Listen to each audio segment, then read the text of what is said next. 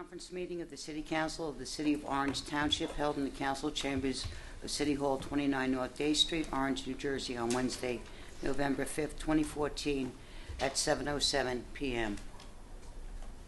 I'm going to do a roll call. Councilman Coley, Present. Councilman Corbett, Here. Councilwoman Eason, Here. Councilwoman April Gaunt Butler is absent. Councilman Johnson is absent. Councilwoman Jamie Summers Johnson. Present. Council President Williams. Present. Also present, Ms. Smith, Deputy Municipal Clerk. Mr. Wolf from the City Attorney's Office. Mr. Mapp from the Director of Finance. Ms. Lascari, Chief Financial Officer. Ms. Hamir from the Clerk's Office. And Mr. Mays as an Administrative Representative. And also for the record, Director Mapp is here. He's just in the room talking to some of our constituents. Please stand for a moment of silence. As we stand, on my way to the meeting tonight, I was notified that Dr. Clement Price, a professor at Rutgers, has passed on. So I ask that we offer this moment of silence for the thoughts of the Rutgers family, the Newark family, New Jersey family, and way beyond, and in honor of Dr. Clement Price. Thank you.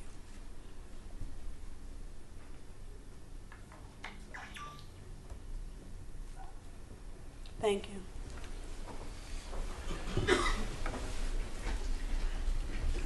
Please be apprised, anyone wishing to discuss agenda or general items shall sign one book. There will be 2 columns in the book, one for agenda items and one for general issues. Each person signing the book will check agenda items or agenda issues.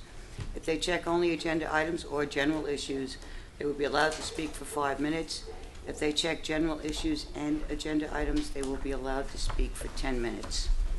The requirements of NJSA 10:4-9 et set, the Sunshine Law, has been met. A notice of this meeting was sent to the Star Ledger and published in the record transcript on July 17, 2014, posted on the bulletin board in City Hall, and filed in the office of the municipal clerk.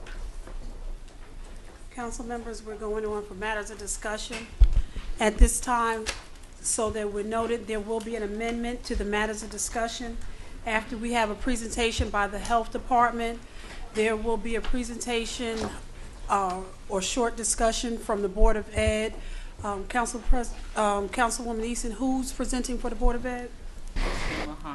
Mr. Muhammad from the Board of Ed on issues concerning the Board of Ed.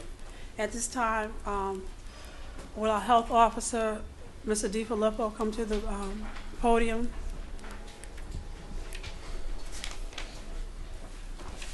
Thank you, Councilwoman President, for inviting the Orange Health Department. I passed out a folder out to you so every council person can see it. The state just came out with slides for the Health Department. It's about a 30-minute program. We still have to download it. The CDC just provided the slides to us on Monday. As you know, in front of you, you'll see a package before you. You'll see that we're providing a little short program at the library and also one at City Hall in the next 2 weeks. And hopefully we'll be providing other continuing education programs to fire department and police department regarding PPE equipment. That's the basic front line of defense for every person that goes out there. If there's any questions you want to ask me about Ebola, please don't hesitate. If I don't know the answer, I'll try to find it for you. Before you, you'll see a green book. This is about 2 weeks of information that CDC puts out. It's constantly changing. Before the Ebola, we had the endovirus, and we were very fortunate in the city of Orange had 2 people that had the endovirus. So, and they were young kids. So far in Essex County, we have 30 people that are being monitored for the Ebola in Essex County alone. How many? 30. Okay, they're real. I can't tell you that the towns are close by, but the biggest town in Essex County has most of them. It does live on the surface for about 7 hours if it's a dry surface. If it's a moist area, let's say like a bathroom and there's no exhaust fan and the area is moist, it can go up to 7 days. Okay, it can live in the person. The average incubation period, they'll tell you, for anywhere from 2 to 21 days. But they actually, if the person does have the virus, they'll tell the person refrain from doing any kind of, they found it up, even with sexual activities, up to 3 months. You can actually be in the semen up to 3 months. So you just can't get it. It's not airborne like the measles or chicken pox. So in order to get the actual Ebola virus, you have to actually have contact with the person. And the person has to have the symptoms before you actually get it. If the person doesn't demonstrate the symptoms, you're not going to get it. The person actually, you know, we had one that was really close by. We thought we might have had one in our town, but the person had malaria, which was the same symptoms as the Ebola symptoms. Okay. Once the person starts showing cramps and fever, the key markers are once the person is vomiting and actually doing, there's diarrhea in there, now we have a problem. Now you try to stay away from that person and make sure you wear protective suits and actually wear a mask because of the droplets that might come out of the vomit and out of the feces when he's, you know, having his diarrhea. If there's any questions you'd like to ask or some concerns? What I will add is, under the leadership of Councilwoman Sharon Fields of East Orange, there has been a committee convened so that all of our municipalities can talk and share information. The cities that have met collectively are the city of East Orange, the city of Newark, the city of Orange, Irvington, and on the committee is Councilman Corbett, myself, and the health officer, Mr. DiFilippo. They'll meet as needed and as information becomes available. So people are welcome to direct questions. So again, Councilman Corbett, myself, or our health officer, Vincent DiFilippo, who will be meeting as in different municipalities within collectively Essex County, so we can share information and resources. Are there any questions from Mr. DiFilippo? If there's any concerns or questions, if I can't answer them, we'll get the information for you. And will you be doing a public forum? Yes, those are the 2 days. One at the library. It was someone, the library director voiced some concern that he had for some people asked some questions. Mm-hmm. So we're going to have 2. And the person that's going to be there is Essex County epidemiologist is the day. She's been with Essex County for over 10 years. Mm-hmm. She was our epidemiologist throughout for Newark, Belleville, Montclair, Nutley, Irvington, West Orange. So she's familiar with the actual Ebola virus. And what day would the meetings be at the Orange Public Library? It should be in your packet, but one's at the 12th and one's Wednesday up here. The 17th, is it the 17th? The 17th will be in the City Council chambers. Yes, in the packet. November 12th, November 12th. And if there's if we see a lot of people with their concerns and stuff, we'll have some more. We're trying to see if we can get it in the PTA and in the schools. Okay. So again, for the audience, the meet will be November 12th at the Orange Public Library and November 17th here in Council Chambers. And November 12th meeting will be at 6 p.m. here in Council Chambers. I mean at Orange Public Library. November 17th at 6 p.m. here in Council Chambers. Are there any questions for our health officer? Mr. DiFilippo, can you just stay through citizens' questions just in case there is a question from the citizen? Sure. Okay. No problem. Thank you. Okay. Next, we will have Mr. Muhammad. Let me just, Councilwoman Eason, would you? Mr. Muhammad is here tonight, and he wants to make the council abreast of the things that's been happening in the city that is alarming the parents about protecting our young people.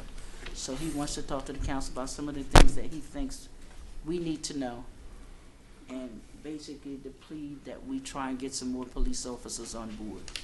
And Mr. Muhammad, for those who don't know, can you introduce yourself, where they can find you in the school district, and then go on to your subject, please? Of course. Good evening, Council.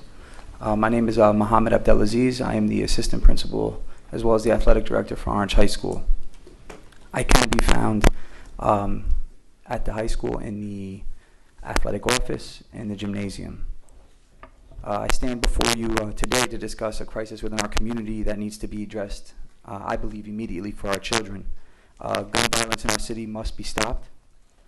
On October 27, 2014, at about 4:40 p.m. at Central Playground, 19 shots were fired into the park. High school students were playing tennis, kids were playing basketball, toddlers were on the jungle gym. Fortunately for all of us, God was with us on that day. One adult was shot in the foot. I've spoken already to the Director of Police, Mr. Hakeem Sims, as well as Ms. Eason about this issue and the shortage of officers within our city. I asked the council tonight to press the mayor and all other dignitaries who have the power to hire and put more police on the street to keep our parks safe for the children. Our children need a place to enjoy themselves as children, to socialize and grow. How is it that a child can no longer play in a place they call home?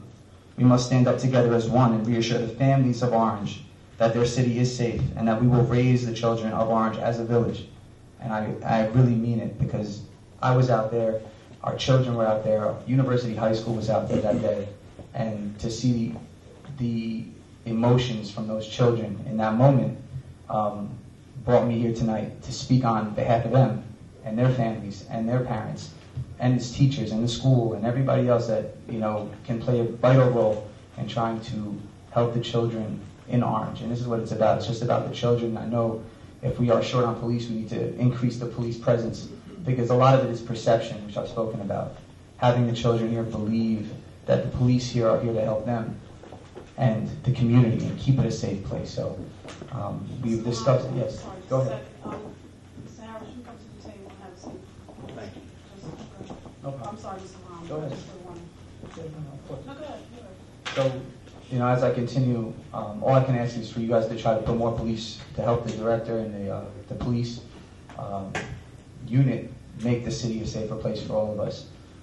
We've discussed already, you know, how we're going to protect high school events, but it's more than high school events. It's not just about the high school events and how we as the board can pay to have police there. It's about the children who don't have those funds or those resources, and if the school's not open, where are they going to go? They're going to go to the park.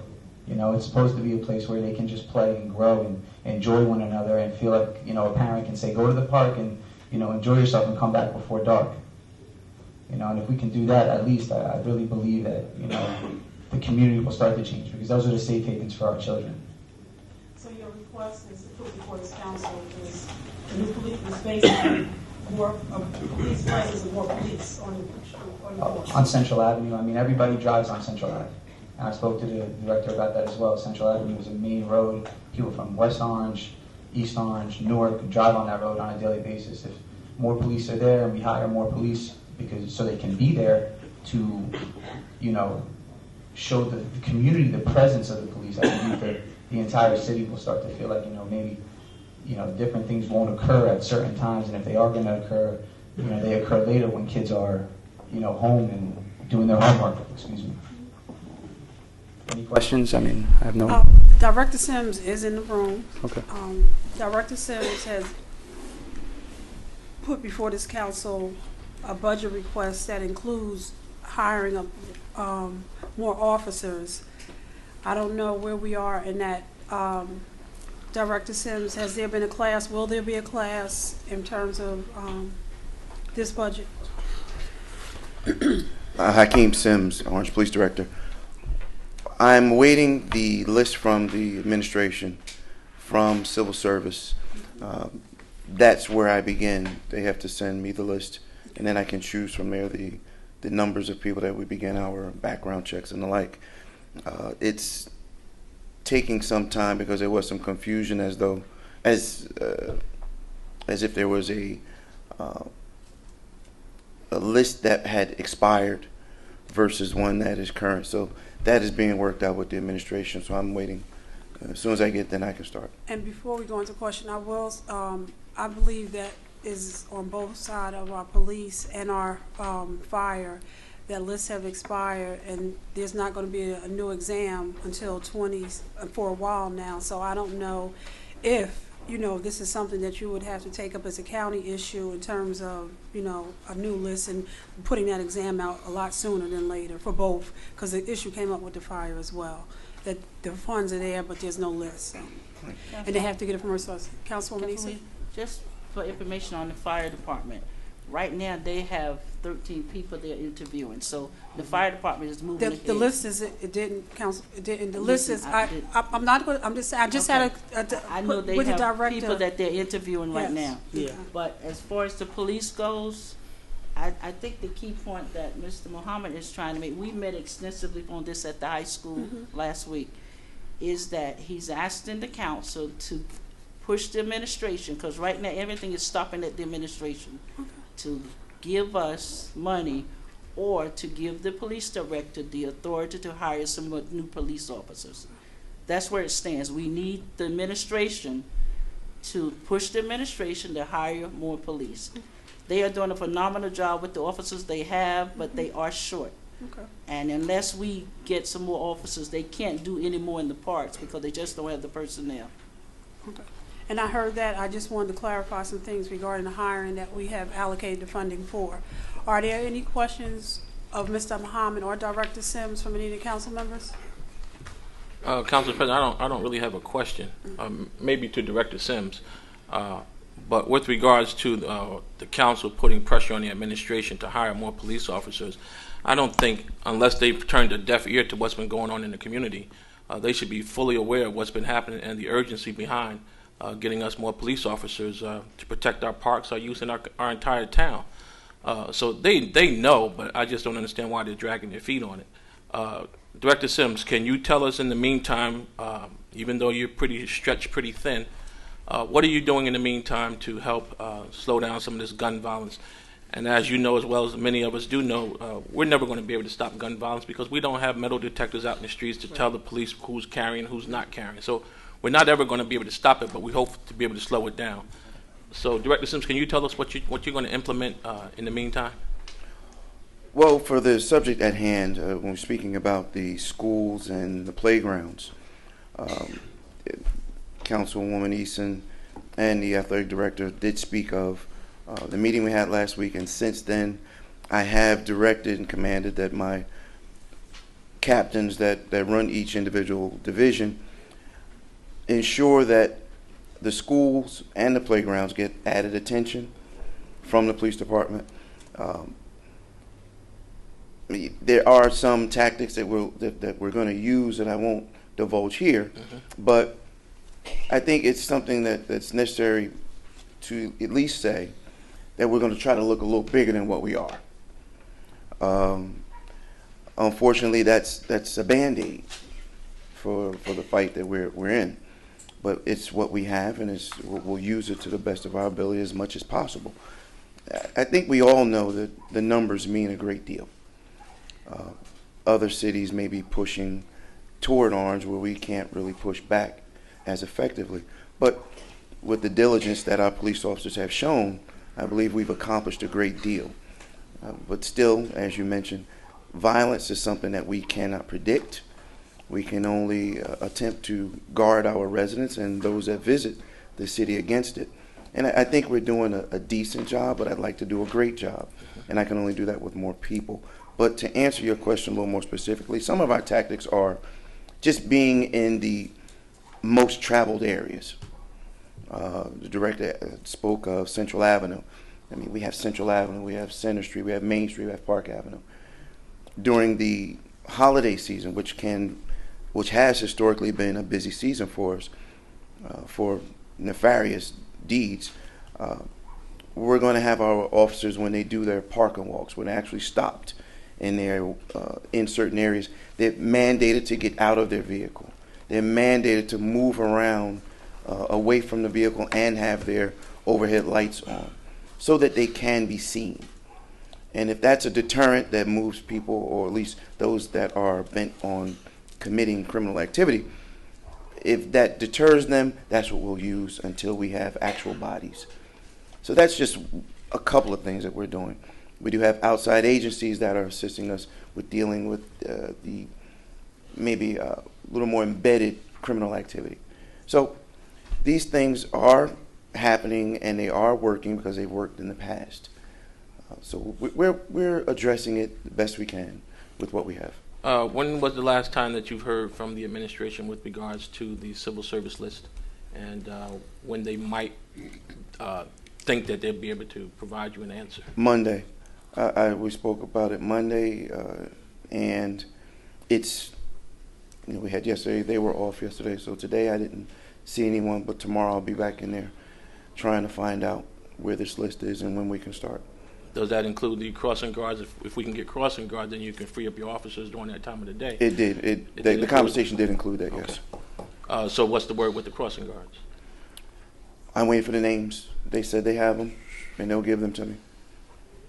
So it's obvious that you've done all you can to try to get us crossing guards as well as police officers. And I believe they're coming. I just don't know when. We needed them yesterday. Yeah. Thank you, Council President. Councilman Coley? Yeah, I just want to add to where Director Sims maybe didn't add on. In addition to being short manpower, our vehicles are short as well. So so the lack of perception, because the police vehicles a lot of times are down, and they just can't function the way that they should function, and they can't be in places where they should be because we're short, have been short for quite some time. So hopefully when the new vehicles be put online, that will help deter some of these shootings and other violence that we have been experiencing lately. Did you, Ms. Muhammad, did you want to say anything close? Director Sims, you were coming back and forth. Did you want to say anything in addition? Well, just that the vehicles were ordered, that were purchased through the capital bond ordinance. The equipment is on the agenda tonight. And as soon as they come in, the vehicles, and this money is approved for all of the equipment, I hope that the earliest we can have these vehicles on the road would be sometime in December, if things move smoothly, the latest January. Council President, I have one other question. Councilman Corbett? Director Sims, with the month of October, Halloween, mischief knife, and those types of things, do you see a direct relationship? Because we didn't have many gun shootings, if any, during the summer months. But as soon as October got here, the middle of October, and especially around the tail end of October, we've seen an increase in the shootings that have been occurring. Is there a direct relationship between the month of October and gun violence or gang activity? No, I don't believe it has any direct connection. Okay. Because many people believe that. No, I don't believe so. It has not shown that in our statistics. Those are crimes of opportunity. Gotcha. And I'd like to continue to believe that's what it is, and with our efforts, we'll do what we can to suppress that as well. Because, I've heard a lot of talk about gang initiation around Halloween and mischief knife and all those things. I hear it every single year. So thanks for bringing some clarity to that. And while Director Sims is at the podium, this afternoon there was a call regarding a shooting of a police officer in East Orange. On behalf of the City Council, Director Sims and the Mayor, concerns and was sent down to the Department of Police in the City of East Orange on how the officer was doing. So this is not something I say that to say that we're just battling here, and I believe that happened before 11 a.m. this morning. I believe the officer is fine and recovering, and that the person who did the shooting has been apprehended as well. Challenging times, and collectively we need to work through these challenging times. I agree. Thank you, Councilwoman Eason. I just want to thank Mr. Muhammad for coming out tonight and making us aware and pleading that we offer some help and some assistance, and probably that all of us should reach out to the administration, unify and ask those questions as to when are we going to get to office and get some deadlines.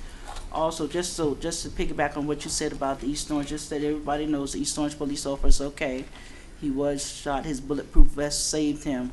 And not only do the officers now have to worry about people in cars and walking, they got to worry about people riding bicycles, because the guy that shot that officer was riding a bicycle. So, but I want to. I thank you, Councilman Eason, for that. And to be honest, I'm here for the children of Orange. I'm not here for any other reason except to protect those babies. So, thank you. Well, Mr. Muhammad, before you leave, Yes. I've talked to Mr. Muhammad, and he's been our athletic director for at least 2 years now. When he came in and got right to work. Tonight, you have the privilege of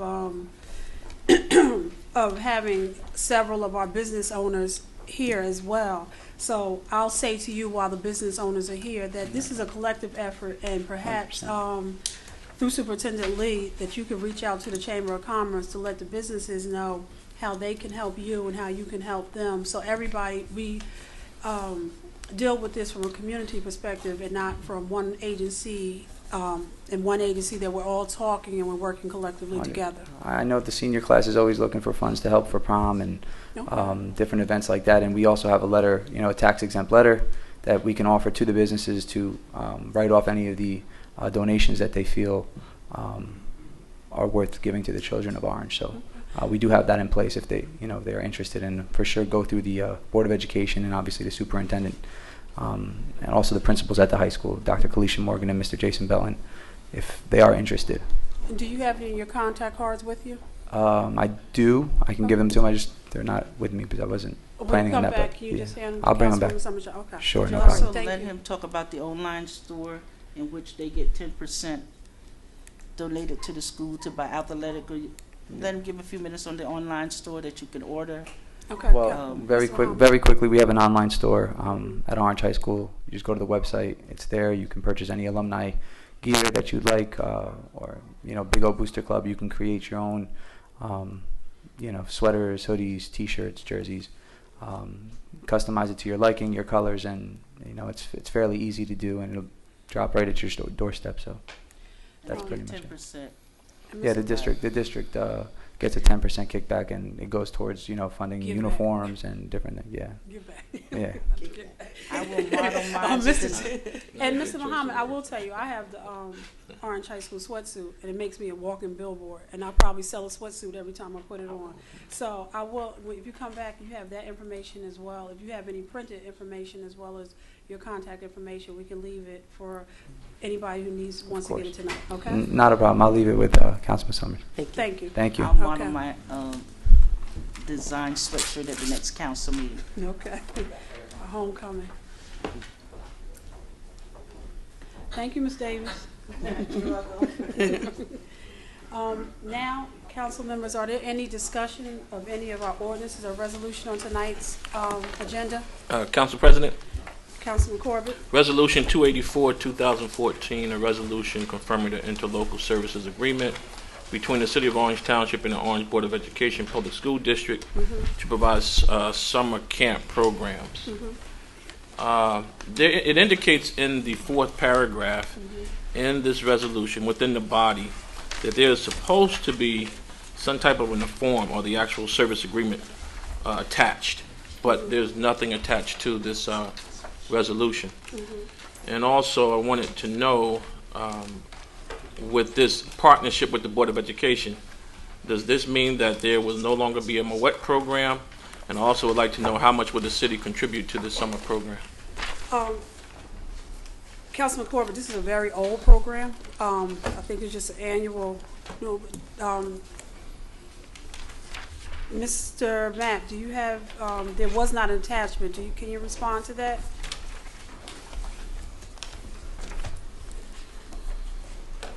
I'm Adrian Mapp, Director of Finance. I am not able to respond. This resolution did not originate with me. I didn't hear you. This resolution Did not originate with me, Okay. so I'm not able to respond. Okay. Thank you. My concern is voting in favor of this without the actual agreement attached to the resolution. Okay. We can request for it to be removed. Are there any other matters for discussion?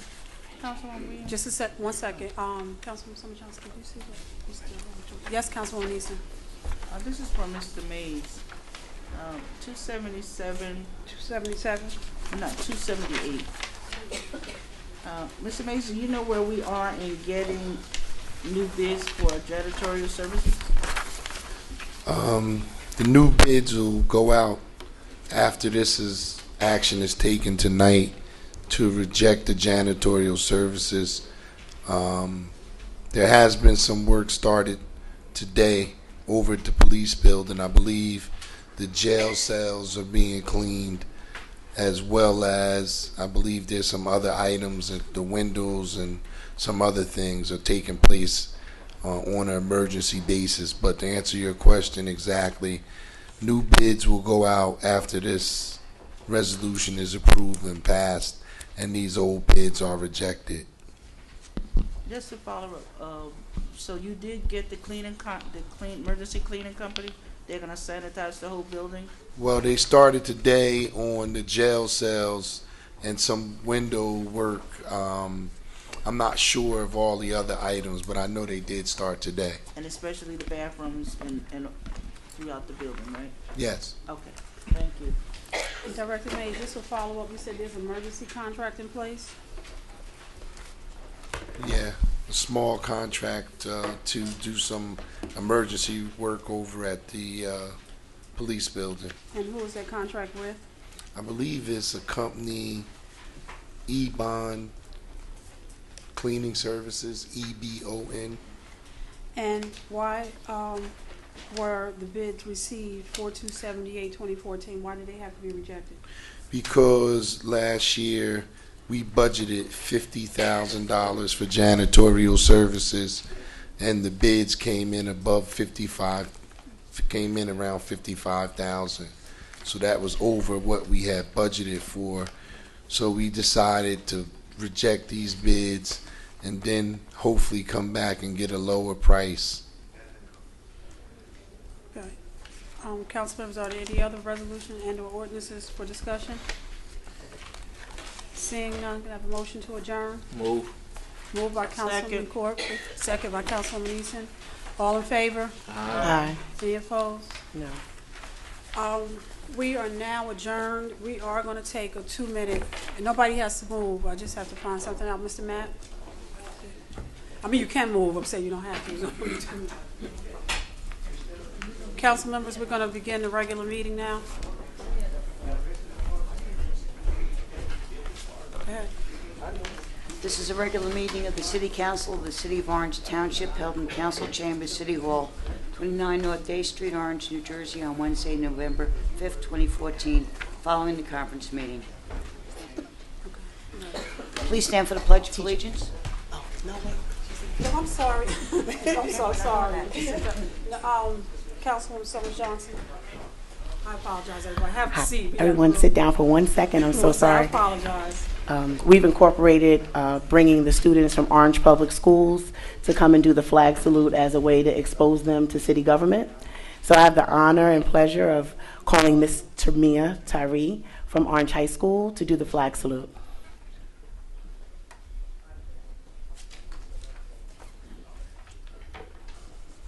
Good evening, everyone. Good evening.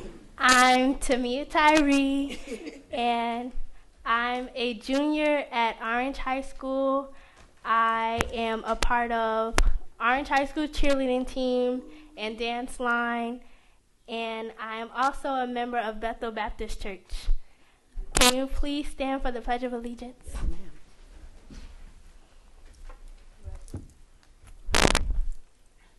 I pledge allegiance to the flag of the United States of America and to the republic for which it stands, one nation, under God, indivisible, with liberty and justice for all.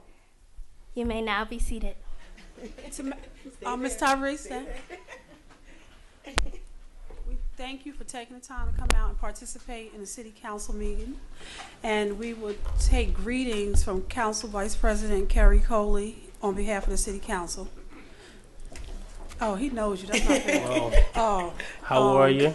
No. I was wondering why you was here tonight, but it's very good to see you, Tamia. I will probably see you Sunday in church.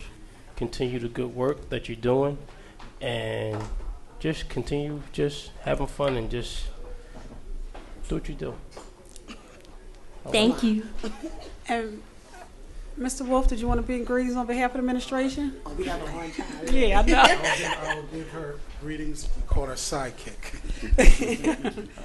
And Good job to me. Thank you. And we really appreciate you coming out, and we encourage you to come out. And I know that you come from a very outspoken background, and we see that it's blossoming inside of you. So keep speaking up and participating, and your future will be bright as it is right now. Thank you. Thank you so much. Before you, and I will give the opportunity. Did any other member want to say thank you to Ms. Tyree? Well, I'll say, even though I missed most of it, but I could hear out in the hallway. But I want to commend you for coming out, and also commend you on the various activities that you participate in within the school district. Every time I see you, you're always doing the right thing, and keep that up. Maybe you can influence some of your friends to do the same thing. All right? Thank you. Thank you, Ms. Tyree. Thank you, Ms. Tyree. And now we're going to do a roll call. Councilman Coley, Present. Councilman Corbett, Here. Councilwoman Easton, Here. Councilwoman Gaunt Butler is absent, Councilman Johnson is absent, Councilwoman Summers Johnson, Present. Council President Williams. Present. Also present, Ms. Smith, Deputy Municipal Clerk, Mr. Wolf, City Attorney, Mr. Mapp, Director of Finance, Ms. Lascari, Chief Financial Officer, Mr. Harris, Legislative Research Officer, Mr. Mays, Administrative Representative, and Ms. Smear from the Clerk's Office. The requirements of NJSA 10:4-9 et seq., the Sunshine Law, have been met. A notice of this meeting was sent to the Star-Ledger and published in the Record Transcript on July 17, 2014, posted on the bulletin board in City Hall, and filed in the office of the Municipal Clerk. Approval of minutes. Move. Now we have the September 16, 2014 conference, regular and closed session meetings. The motion by Councilman Corbett, second by Councilwoman Summers Johnson. On the motion, seeing none, Councilman Coley, Yes. Councilman Corbett, Yes. Councilwoman Easton, Yes. Councilwoman Summers Johnson. Yes. Councilman Johnson is absent. Councilwoman Gaunt Butler is absent. I am in favor as well. Motion carries. 5 yeas, 2 absent. Moving to our reports. Is there any reports from the clerk's office regarding Oprah at this time? No, there is not. Moving to our council reports. We heard much public safety. Are there any additional announcements from public safety tonight? Councilman Coley? No, not at this time. Councilwoman Easton, plan. Board. Yes, ma'am. I just want to advise the council that our last planning board meeting, we approved a design for a new White Castle. So White Castle will be closing in January, hopefully to reopen in the summer. So we should have a brand new building. They're tearing down the old one totally and starting from scratch. So if you love White Castle, you're gonna have to buy them and freeze them for 6 months. There's one on But, South Orange they are Avenue. closing. Yeah, there's one on South Orange Avenue. Who wants to drive all the way over there? All the way. I was sitting here thinking. But I think that's going to be an asset to Yeah. our city when you see the new building that's going up, and they're going to try not to disrupt traffic on Central and Scotland Road as much as possible. So that's a good thing. Less gas, too. Oh, they. You mean they're not going to rip the I road had up? some the other day. They were fine. Any report from the fire department? No. Is there any report from the housing authority? No. Not since your last meeting, no. Okay. Is there any report from the ABC board? No, we're just still working on some issues that we'll address, and it looks like we're getting some resolution, so we're moving forward. We had one tavern that was giving us a little bit of a headache for the residents, Okay. but we're getting that all resolved. Is there a report from the library? I just have that last week, Councilman Corbett and Councilwoman Gaunt Butler and myself attended the domestic violence program, and it was extremely moving. And we were all speaking of ways we could get involved with starting it at a younger age, because we were saying that the abuse they don't start when the men become men and the women become women. That is something that we need to work with the Board of Education to start talking. I think we said as early as middle school, is that we were talking If about? not sooner. Yeah, we were saying just giving them someone to talk to and to know the signs and the overpowering. I guess it goes right along with bullying, but we were, at the time, no one there could tell us if the city of Orange public schools had a program on domestic violence. It was more so bullying. So that was, unfortunately, while we were there, that's when the shooting took place at the park, so the police left. But some victims were in the audience, and they did speak, and it was really moving to hear them as survivors. So that was what happened at the library. And other than that, they're changing the way that they're going to be giving reports to me. It'll be more, I guess, more detail. So by the next council meeting, I'll have more. Okay. And Councilwoman Summers Johnson, I have one announcement to the library. On this Monday, November 10th, from 7 p.m. to 9 p.m., there will be a book signing. The book there will be a featured author. The book is called A Double Life and a Tragic Death. It's a story about Robert Peace, who was a resident of Orange, who grew up in the East Ward and went on to graduate from Yale University. The story tells about how his life was so complicated, yet he was a very intelligent young man from the city of Orange. One of his college friends, Jeff, I don't have Jeff's last name, but he's the author, and he will be here to discuss the book. The family will be in attendance. So that's again next Monday, November 10th, from 7 p.m. to 9 p.m. And unbeknownst to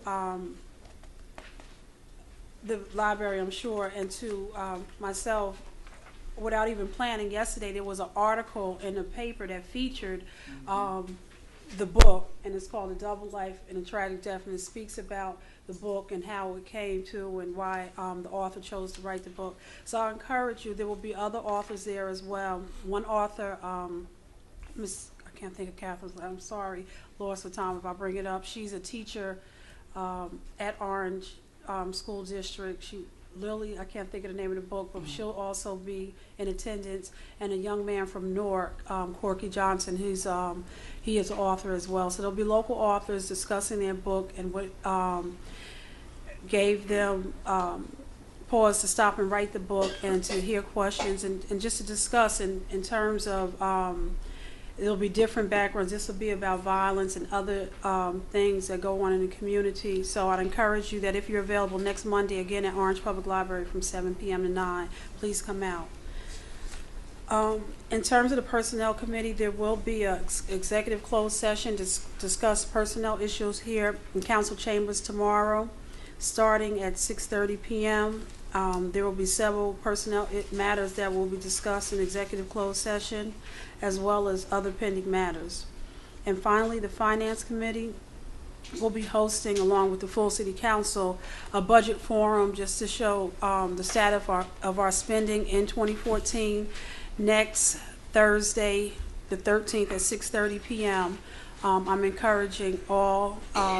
I realize there's a lot of people here that possibly have questions tonight in terms of the budget and other questions, but if you can please attend that meeting. All of our budget consultant, our person who did our audit, all of those persons will be present, and they will be available for questioning that night. Again, next Thursday, the 13th at 6:30 p.m.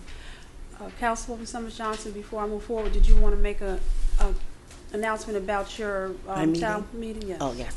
There will be a South Ward community meeting at Haywood Avenue School on November 12th from 6 to 7. It's one of 4 meetings, and hopefully everyone can attend.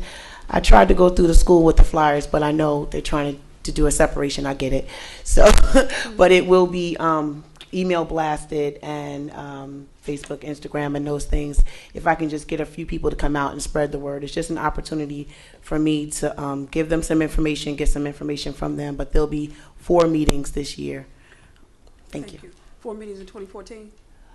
Yeah, well, there's November, December, March, and then June. Okay, thank you. There are no communications and petitions at this time. We're moving on to citizens' comments. Pursuant to Section 4-10 of the Code of the City of Orange Township, each person addressing the council shall step up to the microphone, shall give his or her name in audible tone for the record, and unless further time is granted by the presiding officer, shall limit his or her address to 10 minutes. The public is expected to conduct themselves in a proper manner. Any derogatory, abusive, or threatening statements will not be permitted. The chair will immediately rule such conduct out of order and terminate any further comments. At this time, we'll have former Councilman William R. Lewis.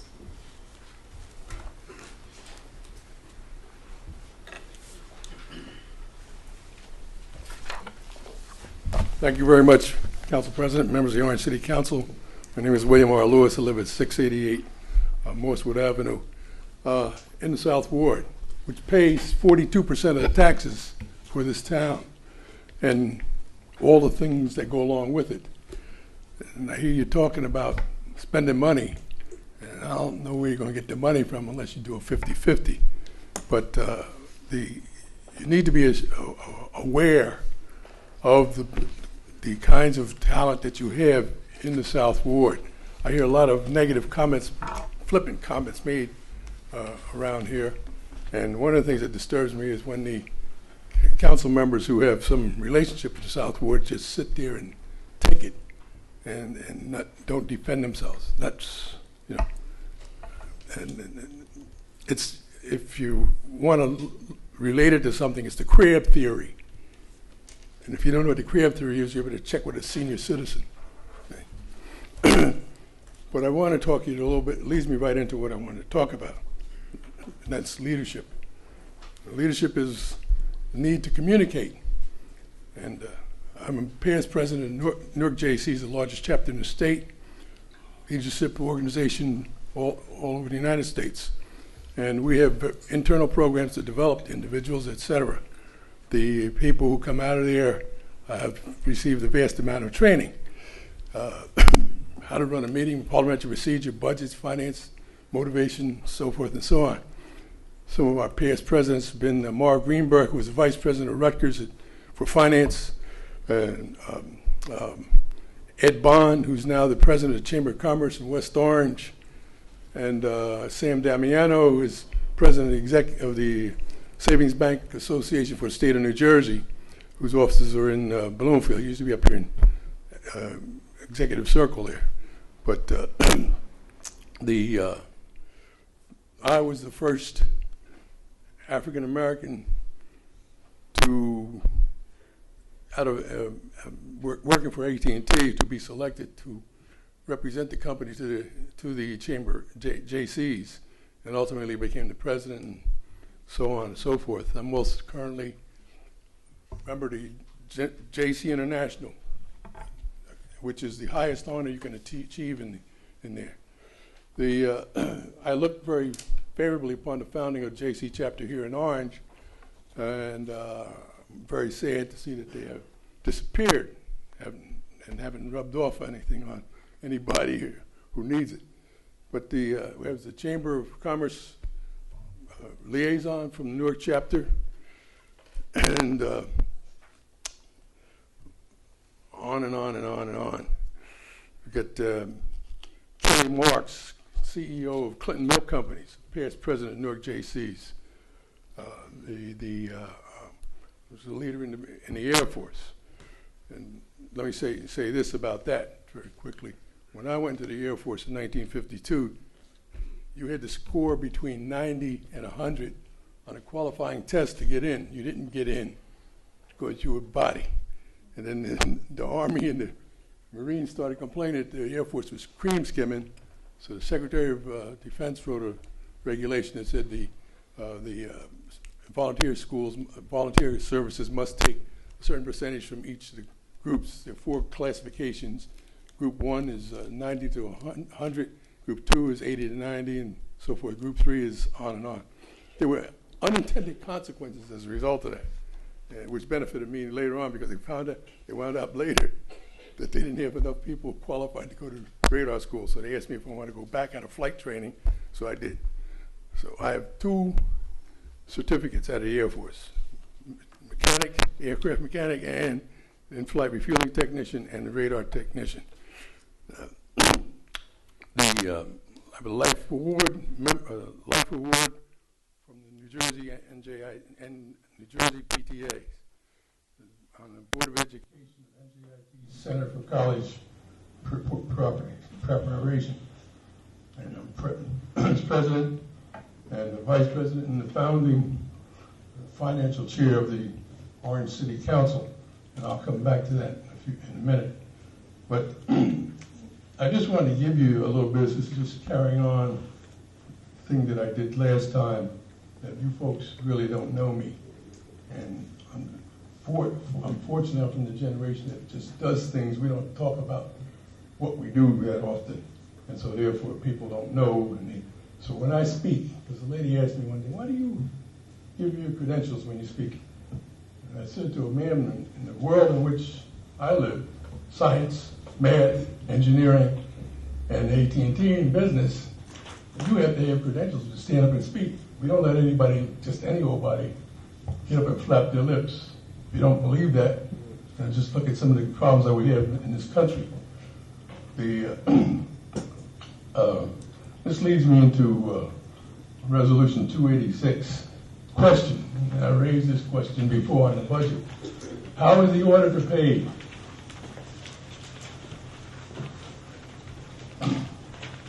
And if you don't know, yes. How is the auditor paid?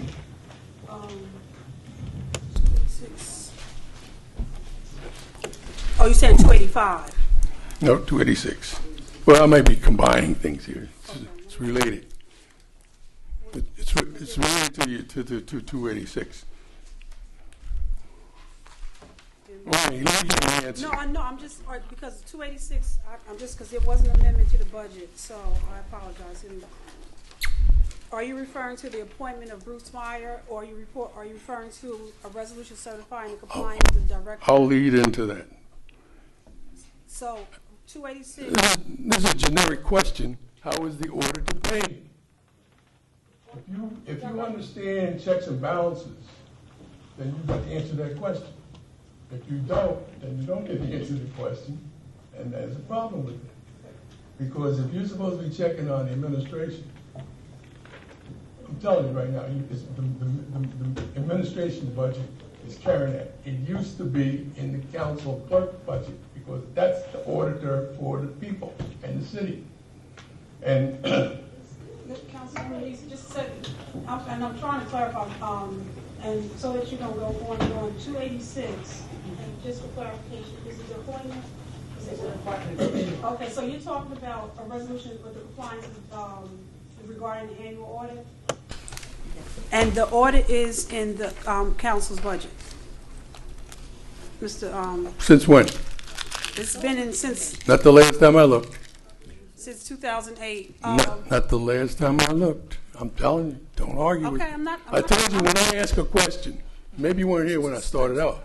I've heard when I ask a question, I already know the answer. I want to see if you know the answer. Mr. Lewis, first thing, there was a mix-up in terms of what you were asking. You said 286, 214. 286 speaks to an appointment. So I just wanted clarification. And in terms of the appointment of the auditor, I will come back to that answer. Is there another question? I'll come into that. I said that what I was saying was leading into 286, because there's also a question in the papers and here, why are you continuing with the CBAC? Because I don't see any benefit out of it. They don't know that the auditor should be paid out of the clerk's budget and other things that they should know. Then what good is it there to do you? And remember, I'm the guy who wrote the legislation and created the committee, the Budget Reconciliation Committee, okay? So you got that. Then I look at that resolution on the appointments, and I'm trying to figure out who appointed these people. These appointments were appointed by myself. But that they're to be appointed by the representative from the ward. That's the South or South Ward person. And I'll wait to the end. Are there any other questions? Well, let me back up a bit on this. Okay, essentially, going back to this leads back to the leadership. Everything I say has some relationship here. Going back to the leadership bit, one, the communications here is terrible. Too many times that something comes up in the course of the meeting and council's in an uproar, and then the council president says, "Oh, I forgot to tell you," and you got some information. I'm trying to figure out why is the council president sitting on this information. Now I know the answer because I used to be chief of staff for the divisional engineering director for AT&T, and we'd have staff conference, and we my boss would make assignments, and his guys had their own staff people. They'd come to me later on, asking what was happening at the meeting. So we gave out a book.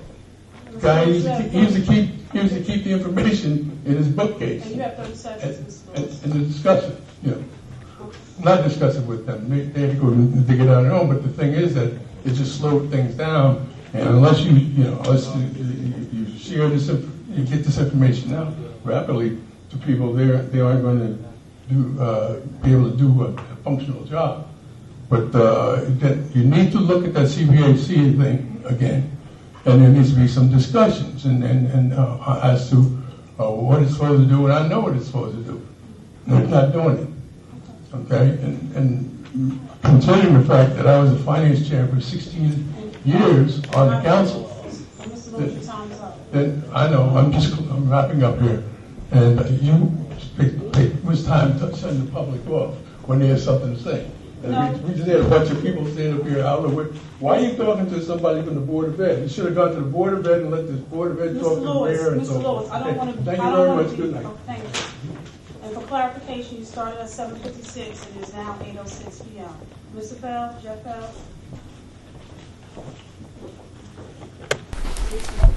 Good evening. My name is Jeffrey Feld, local businessman whose address is 268 Main Street, Orange, New Jersey. As my custom prior to this meeting, I posted various heads-up questions and comments. First, I also want to wish speedy recovery to the police officer who was shot in East Orange. That hit our family, my business, because he is a brother of one of my employees. So when you talk about gun violence, it affects everyone. And that's a neutral comment. Last week, I attended the annual Cornell Law School Curia dinner. And the speaker that evening was the Corporation Counsel for the City of New York, Zachary Carter. It was a fascinating speech. Not only because Zachary Carter was an undergraduate at Cornell and he was part of the movement that took over the Straight in the early 70s, but he talked about the role of a Corporation Counsel. And the first phrase that he said was squeezing justice from the law. And he also talked about when you're the Corporation Counsel, and he has 700 employees, lawyers that work for him, that there is an inherent conflict of interest. That even though your duty is really to represent the mayor and the departments, when the citizens bring lawsuits or make comments, they're really your clients also. And one thing he mentioned was that a lot of times when there is negotiation, because at that time he was negotiating the stop and frisk issues in New York City, that when the community stands up, the Corporation Counsel has to listen to the community. He can't always focus on the interests of the administration. He has to listen to the community. And he also said that many times there comes a point where everyone has to take their litigation hats off and sit at the table and try to work out in negotiations. And especially when people are asking for procedural changes, those should be listened to. Listen to what the community is saying. The reason I mention that, on October 23rd, based on comments that were going on in court, based on my appearance for the local finance board, I delivered to the clerk and a copy to each council member a proposed resolution where each councilman would stand up and tell us whether they support safe supervision of the city's distressed financial condition and the appointment of a state monitor. I gave a draft resolution to the clerk, and it was each given to every council person. It's amazing that no council person would step up to the plate and sponsor that resolution. And the reason I say that, if you look at the agenda tonight, there was a draft agenda that was circulated and given to me at 3:30 on Friday. And this is one of the problems we're having. On top of that resolution, there was going to be a resolution that was delivered after 12 o'clock on Wednesday, which is the deadline, where they were going to amend the bylaws of the city council by resolution. I mentioned to the city clerk, how can you amend by resolution an ordinance? If you look at the final agenda, that's been deleted. Also, if you look at your final agenda, if you look about the audit that you're signing, the original draft and the original final copy that was given had year 2014. A lot of things I'm saying to you is, I'm just a stakeholder. Why am I picking up a lot of these errors? And some of them are patent, basic, first-year law school issues. You cannot amend an ordinance by a resolution. How that got on the agenda. Mr. What- Fell, can you just, I'm speaking. Please do not interrupt me. Please, Fell. I'm speaking. Mr. Why Fell. are you interrupting Mr. me? Fell, because I'm the chair, and I'm. Well, the chair, when I have the time, I can speak. Mr. Fell, I will have you removed. I need you to Please, listen. everyone, Mr. Fell, because you're, Mr. please, Fell, I just Mr. made a Fell, statement, I didn't say anything derogatory, Mr. you Fell, interrupted me. Mr. Fell, can you please? Why did you interrupt Mr. me? Fell, because Why do you interrupt me? Mr. Fell, please refrain from talking about items that are not on the agenda. This is on public comments. In public comments, I can talk about general comments, you don't have to be on the agenda. There's two parts, and this is the problem we're having. You are not an attorney. You do not have a law Mr. license. Fell. You deliver legal Mr. opinions Fell. all the time. Mr. Fell, I am going to continue. and you can continue, but I will stop you if you continue to talk about items that are not on the agenda. What's the purpose of general comments then? What's the purpose of the 5 minutes of general comments if you can't talk about anything? Where's the limitation for general comments? You're not an attorney. Mr. Fell, you started at 8:06, it's now 8:11. Please continue. I'm going to talk to the balance of the council. You need to look at these two local finance notices. They've been coming out in the last 10 days. You also need to know that pursuant to Oprah, there have been 2 documents that have been delivered. One of the documents, I specifically talked to the members that are on the Housing Authority Commission. Since the last 2009, the Housing Authority acquired somewhere between 35 and 36 properties. There's a question whether those properties have been removed from the tax rolls. In addition, there's a property that's been assessed at $13.5 million. This city gets no monies from that property. That's outrageous. In addition, we finally got a list of all the tax appeals that are still pending in the tax court. Does anyone know what our potential exposure is? I can tell you the director of the local finance board asked the city that question in June. In addition, everyone in this council needs to read the minutes that are posted from the local finance board from the last meeting when I spoke, because the director said that someone in the city misled the state as to the validity of the procedure. The state's now claiming they did not know that you rescinded and reintroduced the budget. That's posted on state documents. It's on the public website. Talking about tonight's agenda, the corrective action plan you're going to be talking about. It's amazing there's been no presentation to you before you vote on it. That's amazing. As to the funding of capital equipment, at the last meeting I've been asking you, there's always a certification that's signed saying the money's available. I made an Oprah request. Show me that monies were actually deposited in those accounts. I'm still waiting for proof. This is an issue that the local finance board is getting very concerned about, that you're proving equipment saying the money's been appropriated, but no one knows if there's really money in that account. As to the bill list, look at the SAW added on. It says a batch from it. The batch is from September 5th. Why wasn't it in October? How many times have we gone through salaries and wages? Because we know that 2 line item areas were at 95% at the end of August. Are they beyond that amount? We still don't know the answers. Do we have to come back next Thursday to find out the answer? We should know the answer tonight. Also, there's the legal fees to one firm, I think it's McInerney Firms. They're up in Morristown. What are they getting paid for more than $25,000? What is that lawsuit? Is that the Willis Edwards lawsuit? What's going on there? As to the last item that was walked on, whose copy was not in the agenda packet, the waiver of the estoppel regarding the bond. Where is bond counsel to answer that question, whether that's legal?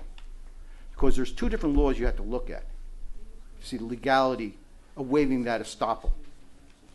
One is, under the local bond law, there's a 20-day grace period, estoppel period, for people to file a lawsuit and to file a referendum.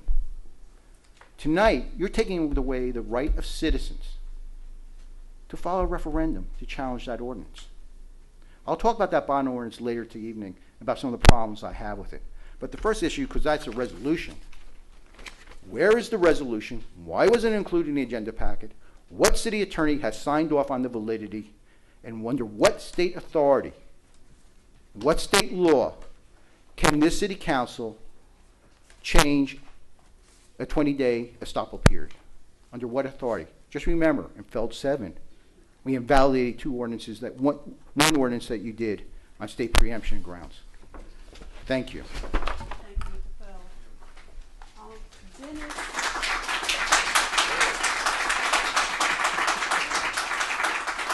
Dennis, I'm sorry, Mr. Dennis, I can't read it. Monasevian. Monasavian? Yes, Dennis Monasevian. Mr. Dennis, proceed, sir. Thank you. First, I want to thank the council for giving me the opportunity to speak today. My name is Dennis Monasevian. I own the property located at 339 Main Street in Orange, just down the street from here. And I've been the owner of that property for about 27 years. And during this time, Orange has been, I think, a good and decent place to work and to earn a living. There has always been, up to the last few years, a very comfortable balance in the economy of this town that I've enjoyed and that other property owners and stakeholders have enjoyed. Orange has been a good place to do business. But somehow, in the last couple of years, something has changed, and it's changed for the worse. And that good economic balance has been lost. Between last year and this year, my real estate taxes went up 40%. And that 40% is a function of two elements. One is the tax rate, and one is the assessed value on a building. The tax rate, which affects all people in town, went up uniformly 20%, and my assessed value, which affects my property in particular, went up 20%. Combination is a $20,000 a year increase in real estate taxes. My tenants and I are already straining to pay our expenses from before this was imposed. Now, after this imposition, they are in even bigger trouble, and so am I. We're basically beyond the point of what we can do, because there's only so much money coming in, but there's a constant flow of money going out, and an increase in the outflows simply makes that situation worse. And the problem is, if my tenants can't afford it, I can't afford it, and we all leave. And if we leave, the town begins a very ugly downward spiral. And we, by the way, is a collective we, not just my building and my tenants. So after getting the tax bill with the 40% increase just a few weeks ago, I said enough is enough, and I took it upon myself to send out a letter to every property owner, I should be precise, nearly every property owner on Main Street, a little bit short of 100 letters. And I explained my situation, my tax increase, that I had met with several members of the city council, that I had met with several members of the mayor's office, and that my voice alone was not going to work, and that the only thing that I could do was to try to see if other people were similarly situated and also had this problem. We had our first meeting last week, a week ago tonight, Wednesday night at the Sandwiches Unlimited, with a very large turnout of property owners who all had similar problems, and surprising to me, some of them are even suffering greater increases. One woman told me about an 85% increase in her taxes from last year to this year. One man told me of an over 100% increase. But the common strand was everybody suffered an increase. This was an increase that they could not afford. So at the meeting, we commiserated together, but we also said that we've got to do some things. We decided to come here to the city council meeting tonight, and I would ask some of the people, not everybody at the meeting last week, but some of them to please stand up, show yourselves. These are the people you represent. These are the people who run the businesses in town. These are the people who keep the town going. And this, as I said a moment ago, is a small percent of what our response was to this problem. Thank you very much. So we decided to take one additional step. We said, okay, we are simply a group of business people and some residents, but maybe by some oddball chance, we don't represent all of Orange. So beginning last Thursday morning, we sent out a petition. From Thursday morning to this morning, that's 6 days, in a very amateurish fashion that we have, we got petitions signed by 426 people, which I will present to you as one of our exhibits tonight. These are copies, not the originals. And I will tell you also, since this morning, I've gotten about 25 more. So we would have roughly 450 up to this moment. And these are petitions from residents, shoppers, business people, all stakeholders in the city who say that this can't work. This cannot stand.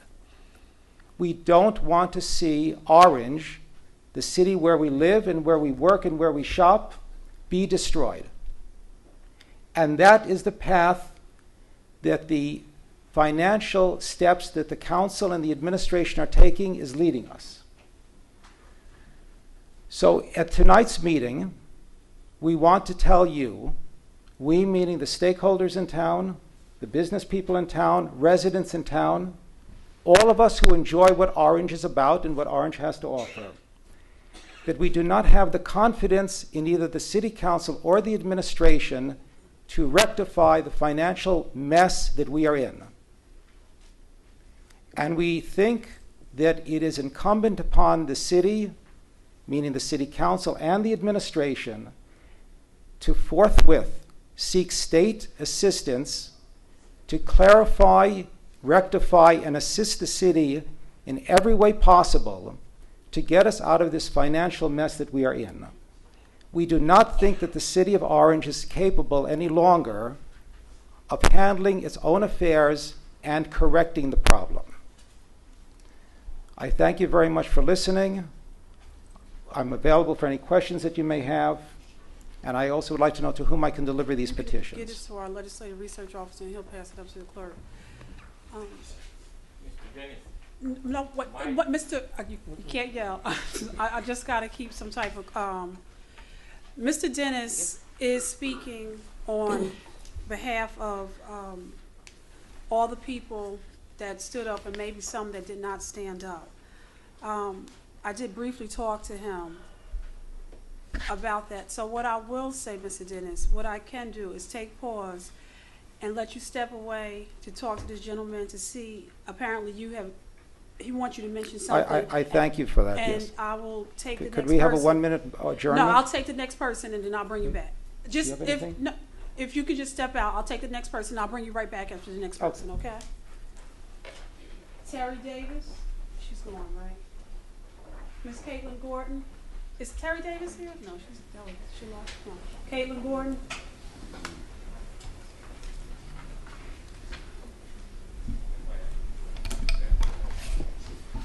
Good evening, Kathleen Gordon, 211 Park Place in Orange. Council President, I sent you an email because you did not answer all my questions last time. Are you ready with the answers today? Ask your questions and we'll go back to it. Ask which questions? Ask the old questions or the new questions? The question I did not answer, and continue on with all of your questions for tonight. Council President, we had the conversation. You asked me to send you an email detailing my questions. I have it, and I'm saying for the record, If you could just ask a question that was. I don't want to add, that is the point, Council President. I have 10 minutes and I don't want to repeat my questions. I have new questions to ask. That's why I asked if you are ready with the answers. Proceed. Proceed with your question. Proceed with your statement. Yes or no? Okay. Proceed with your statement and questions, Ms. Gordon. Okay, so you will be answering my questions from last time. I take it that was your answer. I also would like to recommend that you give an opportunity to the residents who speak here to at the end, when you finished responding to the questions, to double check that they feel that they have been responding to. Is that a possibility? I think it would be fair to the residents who spoke. Okay. I also sent every council member a letter regarding OPRA and the problems we residents face receiving good service regarding OPRA. I would like each council person on his or her term to respond if this was of interest. I requested that in that letter that there should be a public hearing in the issue, and I would like to have an answer to that. OPRA is very high on my ladder of interest because a well-informed public is the basis of a democratic society. Without OPRA, that would not be possible.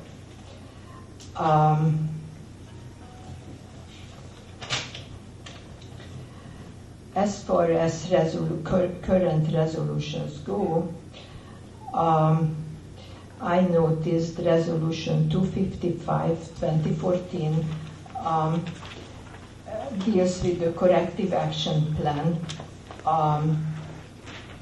regarding last year's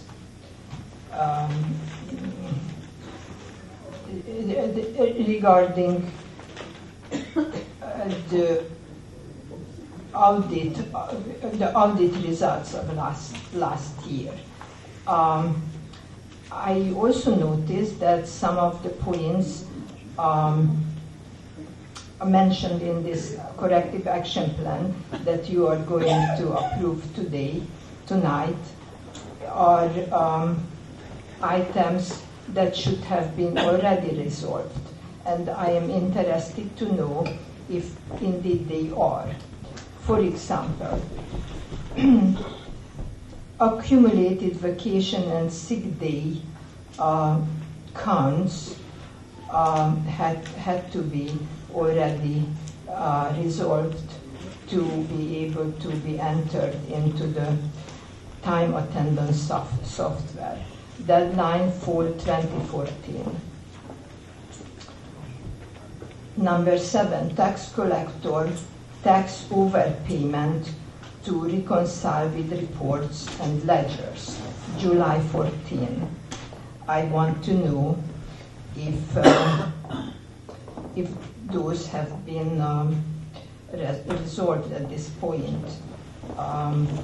Otherwise, I can't see how you would approve this corrective plan. This corrective plan, year after year, seems to be so repetitive, and the same problem appears again. For example, number 8. Again, tax collector. The tax levy was not proven. Billed amount did not agree with the county-approved tax duplicates. One wonders how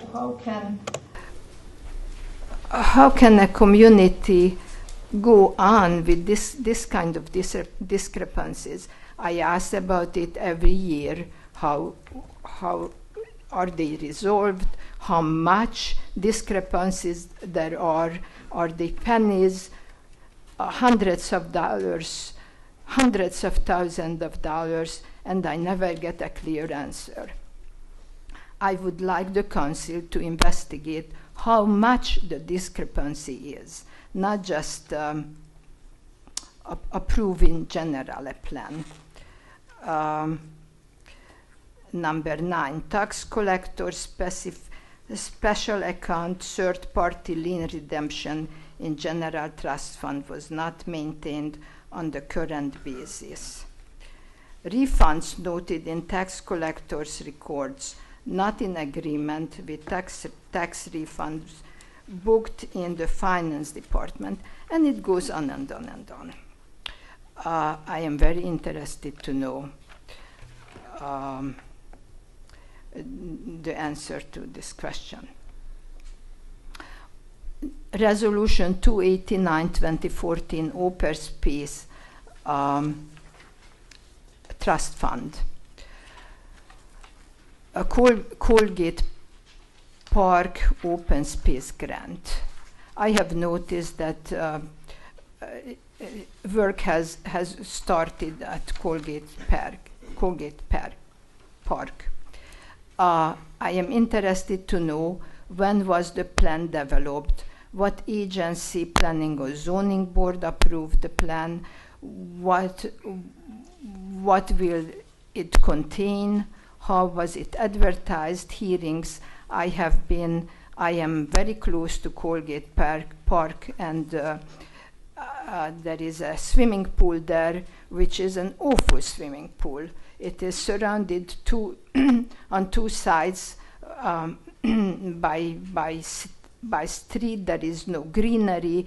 It is as if you would be swimming on the street. So I am very interested to know how it was advertised, how it was discussed, was the public involved, is there a possibility that the swimming pool location will be changed at this point. And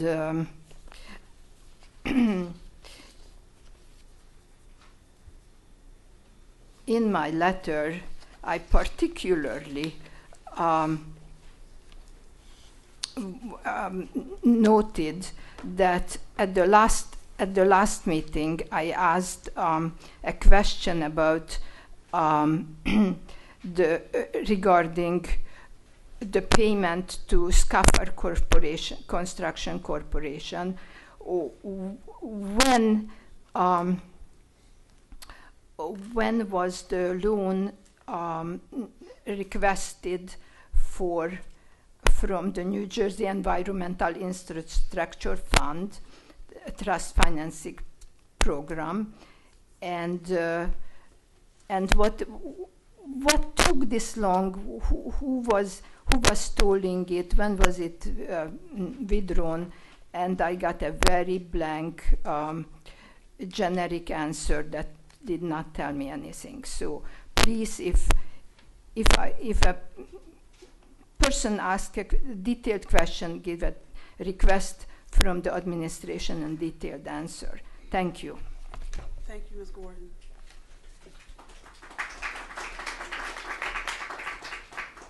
William Lee? Excuse me. No, I'm sorry. If I did. Mr. Dennis, I apologize. Please come back. I thank you for allowing me to have that adjournment for a moment to talk to one of our group. Just in the interest also of full disclosure, I neglected to mention at the beginning that Mr. Wolf is a tenant in my building, so we do have a arm's length business relationship, just so that the council knows. Okay. And was there, the gentleman, you stepped out, did you have any follow-up? No, he advised me about something else relating to this, but there's no need for any additional follow-up with him. Okay, so we'll be answering the questions at the end, Mr. Dennis. We'll answer the questions. You really made a statement. I made a statement and I presented a petition. I did not present you with any questions. Exactly, and the questions that have been answered by all will be answered after the last person. And one of the things that I did discuss with you is coming back next week, but we'll discuss that at the end, okay? Thank you very much. You're welcome. William Lee. No. Darlene, is it Say? Sample. Say it again, Miss Darlene. Darlene Sample. Sample, okay. Good evening, Council President, Council, and community. I've been here a few times before, and my problem's always been the same thing. Our streets, our sidewalks, the meters where you pay money in, the lines on the street, the lines on the sidewalk. All right, if people are paying taxes, where is all this going to? Because nothing's getting done.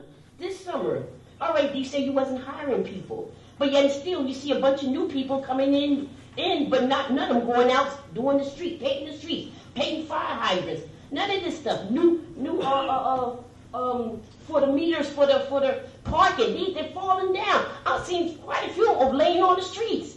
The signs is just, look like oranges falling apart. It's becoming a mess.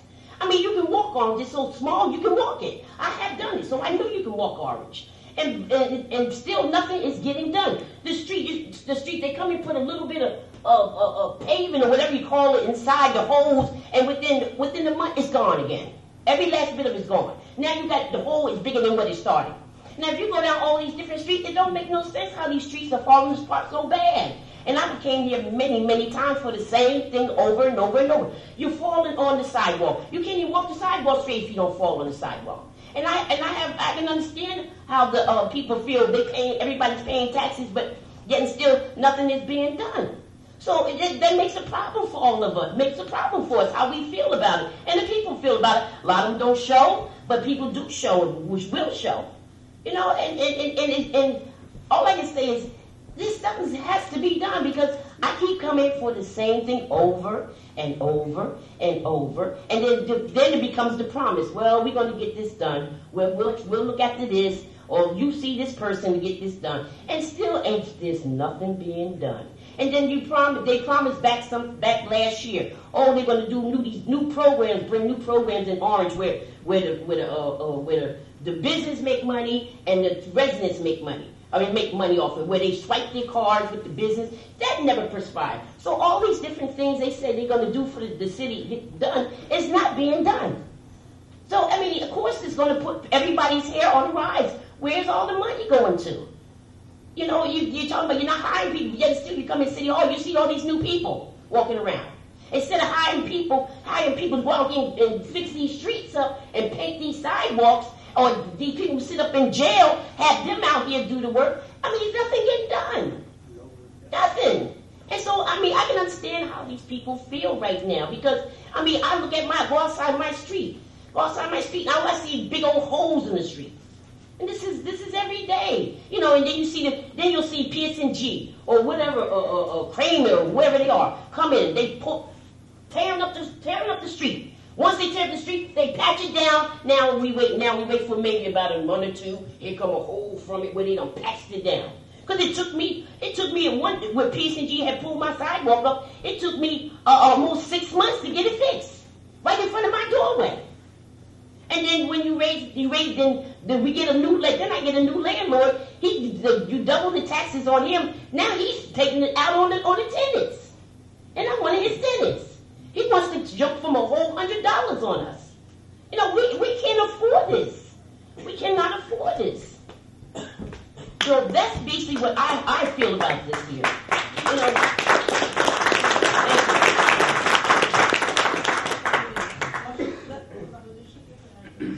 Darlene Sample, I have it, Miss Sample. We have it on file. Yes, we do. We wanted to know what her address. She's at on Park Street, Councilwoman Eason. She does have it. Thank you, Miss Sample. We'll be responding. Antonio, I'm sorry. No, Antonio? Is there a motion to close? Move. Did I miss anybody? No. Motion to close citizens' comments by Councilman Corbett. Second by Councilwoman Summers Johnson. All in favor? Aye. Any opposed? We're going to move right in to the responses, and we're going to work our way back. Director Mays, regarding Mrs. Sample's Questions? Those are all public works. Do you have an answer? Well, basically, she has to give me some specifics. It's hard for me to. She's talked. No, you don't, Mr. Sample. Specifically about painting the lines on Main Street. We've spoken about that since the summer. The status of that, the status of our streets being paved, the status of the meters, the status of the signs being too old. The fire hydrants were painted. I know that did happen. But that was No, like so wait, years just ago. no, just please don't yell out. There was painting of most fire hydrants within the city. If some have missed, I will ask you to call in to Director Mays or a city council member. But the fire department, and I don't see a representative here from the fire department, there was a lot of painting going out right after at the beginning of the summer. So if there was some miss, just please let us know your address and we'll take care of that. So what she spoke to again were the pavement of the streets, the meters, the signs that are old, the streets being painted, and the employment you can't speak to, and then the fire hydrant I just spoke to. Yeah, Main Street is due to be painted shortly. I'm waiting on a date for that now. In terms of the streets, we're finishing up our last street for this winter, which is Fuller Terrace, which started today. We had, I believe, 6 streets done this year. Once the weather breaks, we're scheduled to do another 5 or 6 streets. That's not many streets in comparison to what we need. If anybody has any concerns with a specific area, they have to let me know and be specific so I can move on that. I know Ms. Sample did have an issue on Park Street. I did contact Public Service. They came out. They did address the issue. So if there are any specific streets or you have any issues, you can definitely feel free to contact me directly, and I'll work on those issues. In terms of a lot of the signs that are faded, we did ask for an increase in my budget last year to replace signs. We are ordering signs right now, and we are going to be replacing signs. So that's really all I can say about those specific issues. The things that we're talking about here cost a lot of money to get done. And like I said, we just finished 6 streets in comparison to the ones that are in disrepair. That's not a lot of streets to do. In terms of dealing with Public Service and anybody else that are digging up our streets, we are working on now. I am going to unveil a new, stricter ordinance to deal with any entity that opens up our street in terms of making sure that they put it back in good fashion. So those are the things that I'm working on. All of Ms. Sample, her last concerns, I did look into them individually. It's one thing to come here and state that something is in disrepair, and it's another thing to have the money to repair it. Mr. Mays, regarding, please, can you refrain from talking, or there's a conference room across the hall if you need to have a conversation.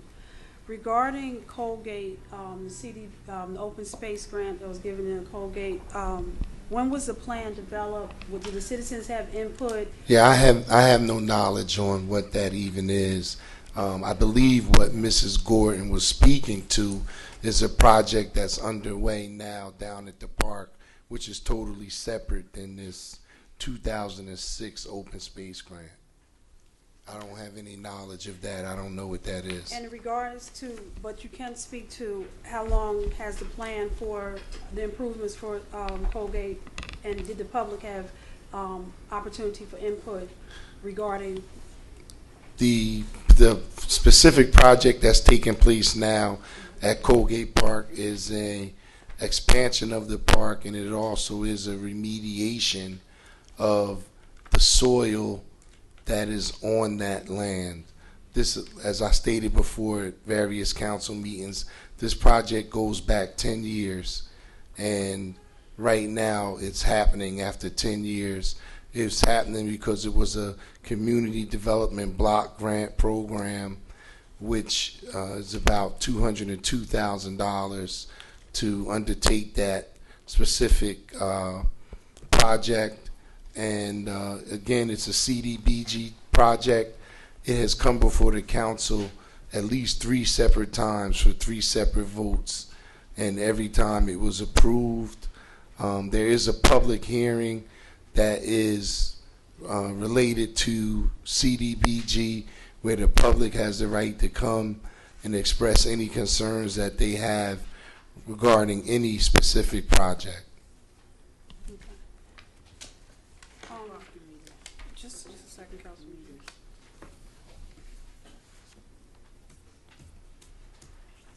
Director Matt?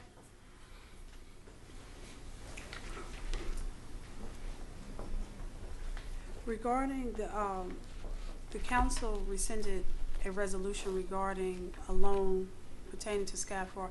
Do you know when application was made for that loan? I believe it was in the late spring or early summer of last year. If Chris Mobley is here, he would have a better idea as to the exact timing when the application was submitted to NJEIT.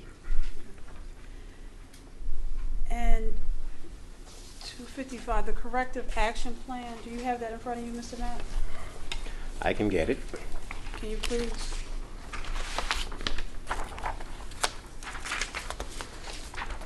Yes, I do. There were several questions, and I'll just highlight the numbers. Number 1,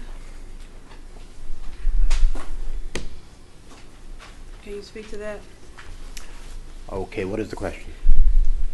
The calculation to determine accumulated vacation, sick, comp time, and personal days was not available for review. This has been an ongoing problem. What is being done to deal with this corrective action? And do you want to make a statement regarding the whole corrective action? Yes. Or you want to do one by one? Okay.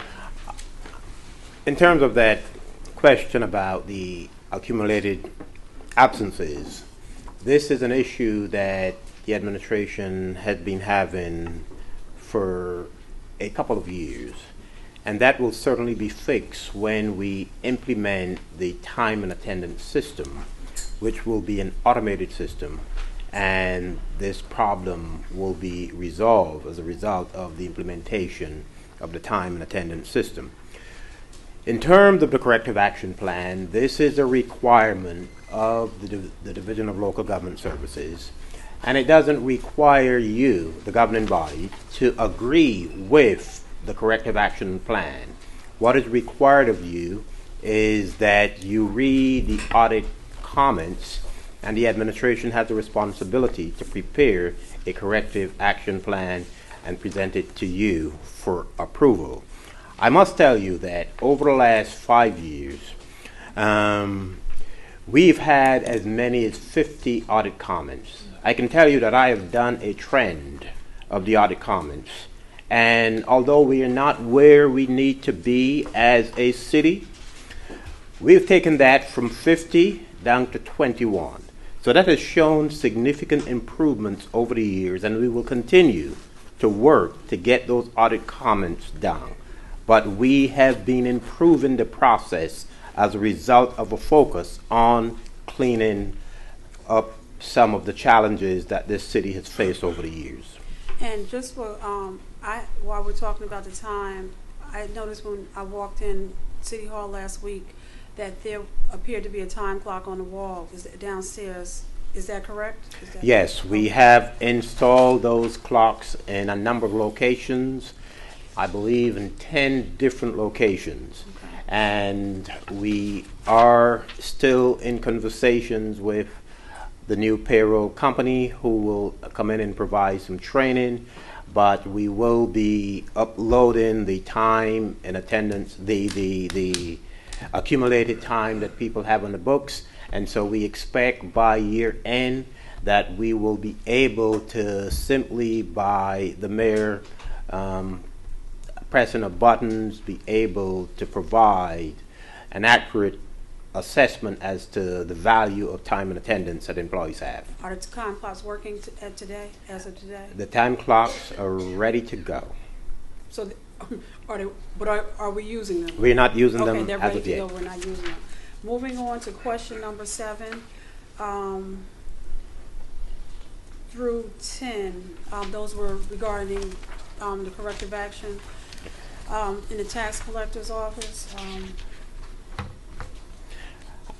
In recalling one of the comments or question from one of our residents, it had something to do with the tying out of the numbers in the tax office with the tax duplicate from the Number county. 8. If you look at number 8, right. Yeah. Mhm. And I can tell you that at the last billings that were sent out to the property owners in the city, I sat with the tax collector and I told him to show me that the two are in agreement, and he was able to demonstrate that. So I don't expect to see this as a comment when the books are audited for 2014. So this comment is reflective of 2013. Everything you're looking at Right. is based on the financials at the end of December 31st, 2013, based on the audit of the financials for 2013. And in regards to some of these comments, there's also a note that some of them are in progress, already implemented. So some of them have already been corrected and in process of being corrected. That is correct. Okay. We would expect to see these comments reduced by the time the next audit is done. Regarding the bill list and the salary and wage, can you speak to why that is a salary and wage report from September 5th and not as late as the last pay period? It's a matter of the functions that we do in the finance department, and we will make every effort to bring all of the payrolls up to date by the next bill list, but there's no other reason other than the workload in the finance department. Okay. There was a question, and maybe this is, there was a question, and this is for Attorney Wolf, and you may not be able to answer. There was a bill for an attorney. Did you hear that question, Mr. Wolf? I heard the question. Dude, I'm not able to McElroy? answer that because I haven't reviewed it. I didn't hear you, sir. I have not reviewed it, so I can't answer that question. Okay. Can you get back to the council what those legal fees are for? And by Friday, please.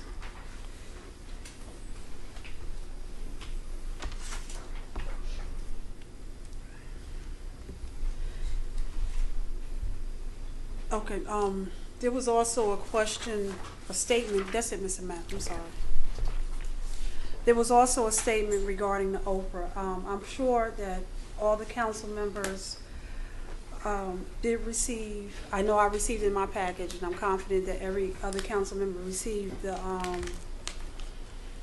Oprah reports that were, the correspondence regarding Oprah from Ms. Gordon in our package. The council is aware of the various requests. We have even instituted, as of last year, the reporting to the council of the Oprah reports. We will be getting a report from the clerk's office regarding the GRC, and we will answer questions at any time according to, that is a function of the clerk's office. We are kept abreast. Generally speaking, and I'm confident that I can say that when there is a delay in most items, it's not a direct result on the clerk's office. It's generally speaking another department that the clerk cannot get the information from, and they are often very timely in responding to ask for a continued, for more time to respond to the answer, and they're kept in contact with the person as to the status. But those delays are not directly a effect of the clerk's office. I will also speak to Mr. Lewis's question early on. He asked a question, and I sought to clarify it. He asked about 286, 2014. But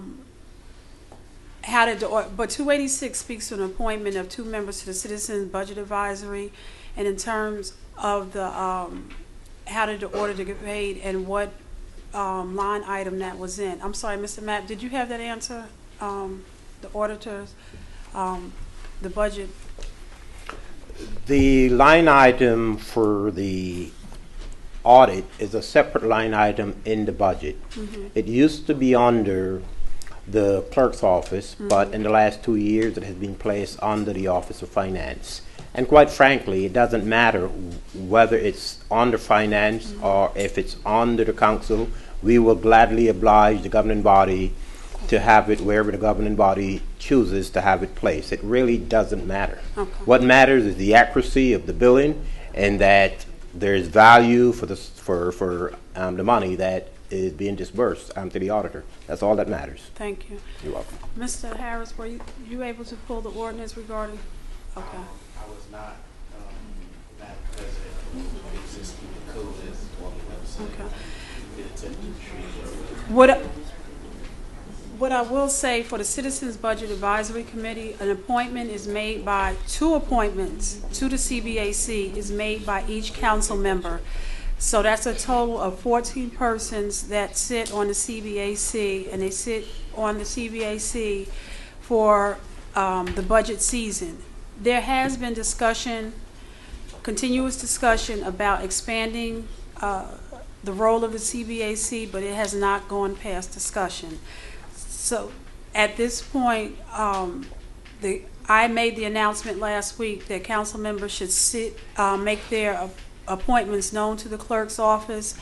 At the last council meeting, I apologize, should make their appointments known. So I believe that every council member's appointment to the CBAC is forthcoming. With that, I'm going to move into council comments. Councilwoman Williams, you forgot one item. Yes, ma'am. Mr. Mays didn't respond to the status of the parking meters.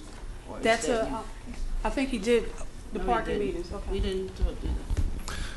The only thing I can comment on the parking meters is that, again, that we put $300,000 into the bond ordinance, and my understanding is that Chris Mobley is working to get meters on the entire length of Main Street with those funds. I can't tell you where he is on that, but that was the thought, to do new meters on the entire length of Main Street. So do we have Mr. Mobley do a presentation at the next council meeting? Matters for discussion? Okay. Councilwoman Easton, the matters for the parking meters, that will come up at a later time. It won't be ready for the next council meeting. I just passed out a bond ordinance, the one that was passed. And in that bond ordinance, it has the list of items that were requested under that bond ordinance. There was questions that came to City Council about items that are being purchased. Are they on the bond list, or what list are they on? So there will be several purchases coming up. I'm going to suggest that council members, that just as a point of reference, that this list stays with you at every meeting so that you can kind of compare what's being purchased under the bond ordinance against the resolutions that will be coming forth in the near future. And moving on to council comments, Councilman Corbett. Thank you, Council President.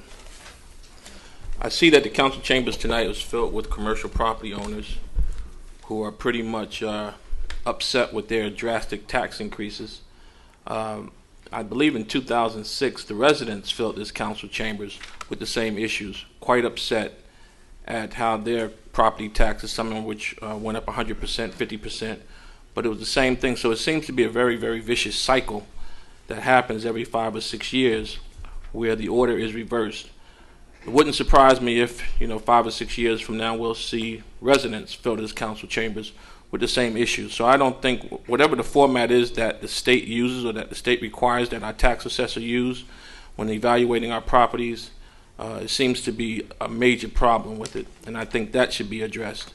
I certainly feel the pain of the commercial property owners with this drastic tax increase that they're feeling now. There's another resolution here too tonight that I failed to speak about. It concerns purchasing 2 buses or vans for 16 passengers. Are these vehicles replacing the 2 orange and white recreation vehicles that I've seen, one of which has a board to to patch up a hole? But are those 16 passengers as well? Yeah, they are. Okay. All right. Thank you. And then to finish my comments, Mr. Mays, I thank you very much for taking care of the property on the corner of Scotland and Haywood. Right next to that property, there is a vacant lot with a sign up that says for sale.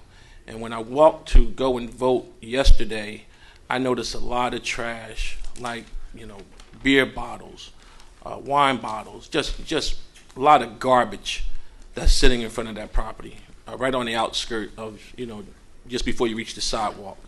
I don't know who the owner is, but I don't think they've been paying close attention to it. So I was wondering if you could address that one as well. Is that on Haywood? Right on Haywood, yes. And that's not far from the school.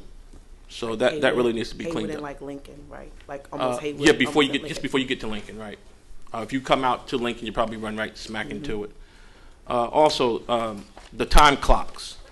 I know that they're asking staff to utilize the time clocks, but I think that the biggest culprits of taking advantage of their hours here in City Hall may not necessarily be staff.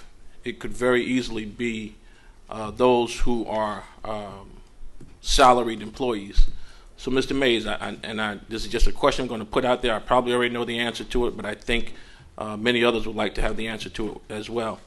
Are there any plans for management to utilize these time clocks? Yeah, I'm not aware of what the plans are. I just know that the clocks have been put in place. I haven't seen any rules or regulations or anything like that. I don't know when that's forthcoming, so I don't have an answer for you for that. Could you get an answer for me, please? I can definitely look into it, yeah. All right. Thank you. I appreciate it. And that's it for me, Council President. Thank you. Thank you. Councilwoman Eason? Councilman Williams, I don't know if you realize, but there must be a couple of these bonds floating out here, because the one that you submitted doesn't have all the stuff. The stuff that you showed me today is not in this one. So they gave you a copy of the wrong one? So you got the wrong one. I think we need to get the one that we passed, because I don't think this is it, because it doesn't mention the buses in this one. Okay. Yeah, it mentions it. I can point you to it if you want me to. Can you please? But it was itemized on the other one, under one of the categories. Yeah, the way that is the way that it's presented here, this was done by the bond council. But if you want to see, All I'm saying, Mr. Mays, we the need buses are on page 3, paragraph H. Page 3, paragraph H? No. That's sweet. It's not in ours. Senior buses. Are you looking at the one I just handed you? Yeah, page 3, paragraph H. We don't have the same one that we have. That's what I That's just all I'm handed you. saying. Yeah, it's on mine. It's I in see yours? it. Yeah, on page 3, just like he said, on H, acquisition of equipment including. Oh, yeah, it is there. So we got. It is there. Yeah, it's there. It is? Okay. It's just at the bottom. Okay. Okay. Okay.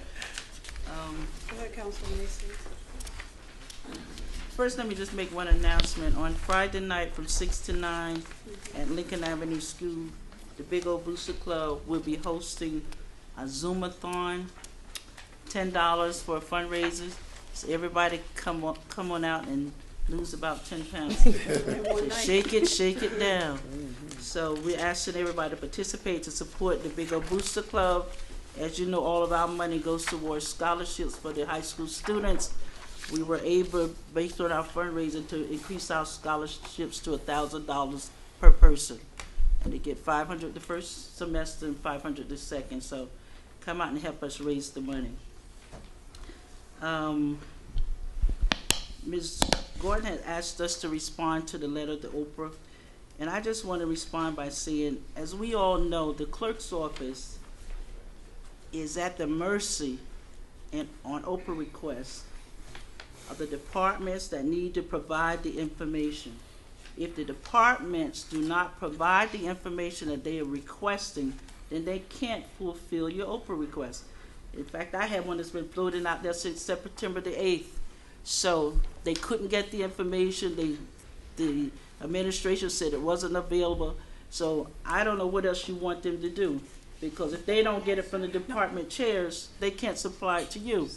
But one of the things I want to say to Ms. Smith, and I guess I would like her to send a memo out to all of the committees and the boards, that every meeting that you have, you should submit minutes to the clerk's office for those meetings. So when there's a request, they're not running around to department to department trying to find out where the minutes are. That was put in place when I was council president. So I don't know what happened to that process, but we need to reactivate it so that because the clerk's office is the conduit of all minutes, forms, all documentation, and we need to just bring that current and online. So if you don't mind, please send out a memo and make sure that everybody is in compliance. And I just want to say to the merchants that are here tonight, you're preaching to the choir. I feel your pain. I know what you're going through, because I am a homeowner, have been one since '73. The council did the budget, we worked through it, we did everything humanly possible to cut where necessary and reduce the budget amounts. Unfortunately, we also, and let me repeat that, unfortunately, we are also at the mercy of the administration, our director of finance, and our CFO. The budget that we passed, none of those actions were taken. So that's why you guys are seeing the increases today. So I don't know what else the council can do. I mean, we've done our due diligence, and I, for one, am not going to let you lay that at my feet, because for the simple reason, I've been saying all along there is a problem. And we even had a meeting asking for the public support to get the administration to do what they needed to do to cut the budgets and cut the spending. Someone, I think it was Ms. Sample, talked about all the people getting hired. We've also addressed that numerous times. I know I have. I've addressed that with administration to no avail. So I don't know what else you want us to do. We went to court. We've done everything we needed to do to no avail. So I don't know. I guess I'm as perplexed as you are about the increases in your taxes and everything that's going on, because we've done our due diligence. So if you guys have an answer that can help us move this stuff forward, then let us know. As I said before, you can do a class action suit. Help get behind the council. Help us to do what we need to do. We did our due diligence. As many of you came to those budget hearings, you heard, you saw, we cut. But none of those cuts were put in place. So tell us what we need to do to get that done. And I'm asking for you to help us. We need your support. I met with Mr. Sabian, and I think I told you the same thing when we met on the streets about your tax increases. I mean, I understand what you're going through. I know what's happening. Unfortunately, we don't have the answer, or I don't have the answer. Let me not say we. I think former Councilman Marable was here tonight. He always was on me about we. I don't have an answer. You know, I've looked, I've talked, I've spoke, I've addressed the issues. Now it's your turn. And one of the things I would suggest that you do is, you guys need to demand, not ask, demand a meeting with the mayor. He needs to hear what you're saying. We're not on TV anymore, so you guys can, just like you came here tonight, a group of you do the same unity and go to the mayor's office and demand the answers that you asked them for. And Mr. Mapp and our CFO, they got our budget. They know what cuts we asked them to make. None of them were done. So you can lay that at their feet. And that's all I'm going to say. Thank you. Councilwoman. Before and Mr.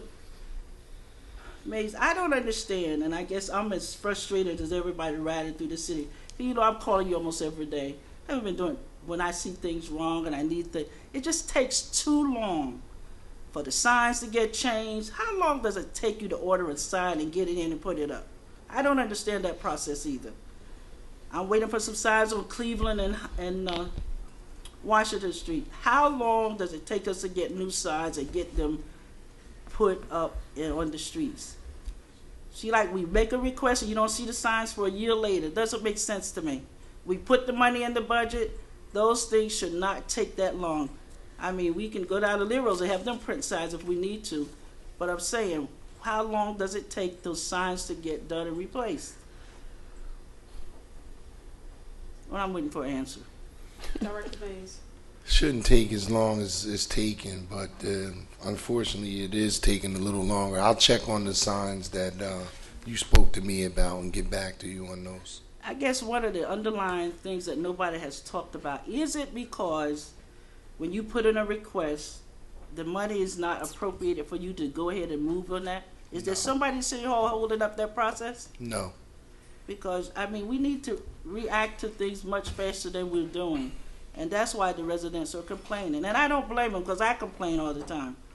But, I mean, we need to put some processes in place that get these things done more timely so that somebody, that we all can see that the city is moving and some things are happening in this city. Because right now that's not taking place. Councilwoman Mason, can you just make your announcement again for your fundraiser? I'm sorry. Friday, November the 7th, 6 to 9 at Lincoln Avenue School. And it's a Zumba-a-thon? Zumba-a-thon. $10 per person. And you're guaranteed to lose 10 pounds? Yes, guaranteed. You know what? Not, we'll give you your money back. Okay. Thank you. Councilwoman Summers Johnson. Okay. I'm sitting here, and it's just crazy for me because I'm realizing why I know Ms. Gordon. And when she talked about Colgate Pool, that's where I remember when I was a lifeguard, her swimming laps there. And it just dawned on me all this time. I'm sorry. I was like, that's where I know her from. But in response to the Oprah, Ms. Gordon, I have to agree with Councilwoman Eason that that's the holdup. I don't want to repeat the same thing, but I have to agree with that. But I just want to go to something else that if you see me, huff and puff, I do that because I'm a teacher before anything. Well, not before a mom, but the gentleman came up, he spoke so eloquently. I mean, you can tell he was frustrated, but yeah, he didn't have to do the whole screaming and things. And as a new council member, I'm sorry, that's something I'll never get used to. I would love to yell at my first graders to make them do something, but it just doesn't work. And being angry with us, I understand it, but we have to figure out a way to talk. The personnel committee has the students coming, and a lot of times I tell the parents, come for the flag salute. President Donna Williams asked me not to ask them, to leave right out. But, I mean, we're adults, and we're trying to work together. Many of us were not here when all of these things went by, so we're trying to figure out what's going on. And I don't know if it's done. We're not on TV anymore, so I don't know why it's done. But I understand your frustrations. I would be frustrated if anything went up. I do understand. But we just really need to work out a way to speak and to talk to people because I, for one, I'm not going to be yelled at. I'm sorry. I mean, we took on this position to represent our wards, and I'm going to do that to the best of my ability. But I'm going to be respected. I'm sorry if you take offense, but I'm not going to have people screaming to get what you want. There are ways to get it, like Councilwoman Easton said, with your support, you have signatures. We want the businesses here. We want to shop here. I grew up here. I've been here my whole life. Main Street was my everything. We didn't go to the malls. We took the bus, or our parents, took us to Main Street. So we definitely don't want to see Main Street go down. When I go to other towns, sometimes I just reminisce and wish this could be our town. I wish I could just do some of the things that I do there. I want to spend more money in my town. I'm slowly trying to. With 2 young children, it's not a lot for me right now to do because they're too young. But I personally do want to spend more money in my town. It would make sense. So the young lady spoke about the shopping in Orange, and I remember hearing that, and I was very much into that. I wanted credit. I have my key ring full of various stores that I go to, and I get coupons and things like that. So that's definitely something I would love to see, because I do shop in Orange. Mr. Mays, I just want to tell you, when I went to vote yesterday, the light in front of Hayward Avenue went out about, I guess it was about 7 o'clock, and I guess they probably wouldn't know about it until today, but it went out as soon as I went to vote. Let me see. Oh, and I just want to announce again about the South Ward meeting. And this is something that I would give credit to Councilman Corbett, because I did attend your Valley meeting last year, and it was very informative, and I liked it. And I don't know any other way to bring residents together other than utilizing the schools. I'll say it every time I get on this mic, that 3,000 residents in the South Ward stayed home on Election Day. So growing up in a home where we still all ride in the same car and go to Hayward Avenue and vote, it's been something important. I don't know how you stay home on Election Day. So I will, I thank you for that meeting that you had last year, because I am piggybacking right on that, because I feel like they're not, you know, this is not going to be filled with South Ward residents. Many of them don't even come past Lincoln Avenue, and I'm being honest. So I just thank you for that. And November 12th at 6 p.m. for an hour, we're going to try to get done what we can get done, and I thank you. Thank you. Councilman Coley? Thank you, Madam President. I just have a few comments. I see that the pool cover was put on Colgate Park, and some of those potholes on Central Avenue was being filled by PSC&G today, which they should have been filled immediately after the construction work. And Mr. Mapp, I thank you for your budget checklist. Regarding our budget checklist, Mr. Mapp, where exactly are we in the budget process?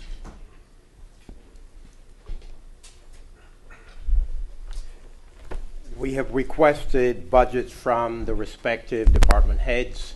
We have gotten some, and we have sent out a reminder I believe we sent out that reminder on Monday to those department heads that have not yet submitted their budgets, and we have asked them to have it to us. Actually, the deadline was again today. And so we will check tomorrow to see what we have. But if we don't get budgets from department heads, we're going to strike their budgets. That's good. For them. That's what we're going to do, because we don't want any delays in the process. It is our goal to present a budget to the council in a timely fashion. Good. All right. Thank you, Mr. Mayor. I don't want to spend too much time on the Oprah request, but I think I mentioned this at the last meeting.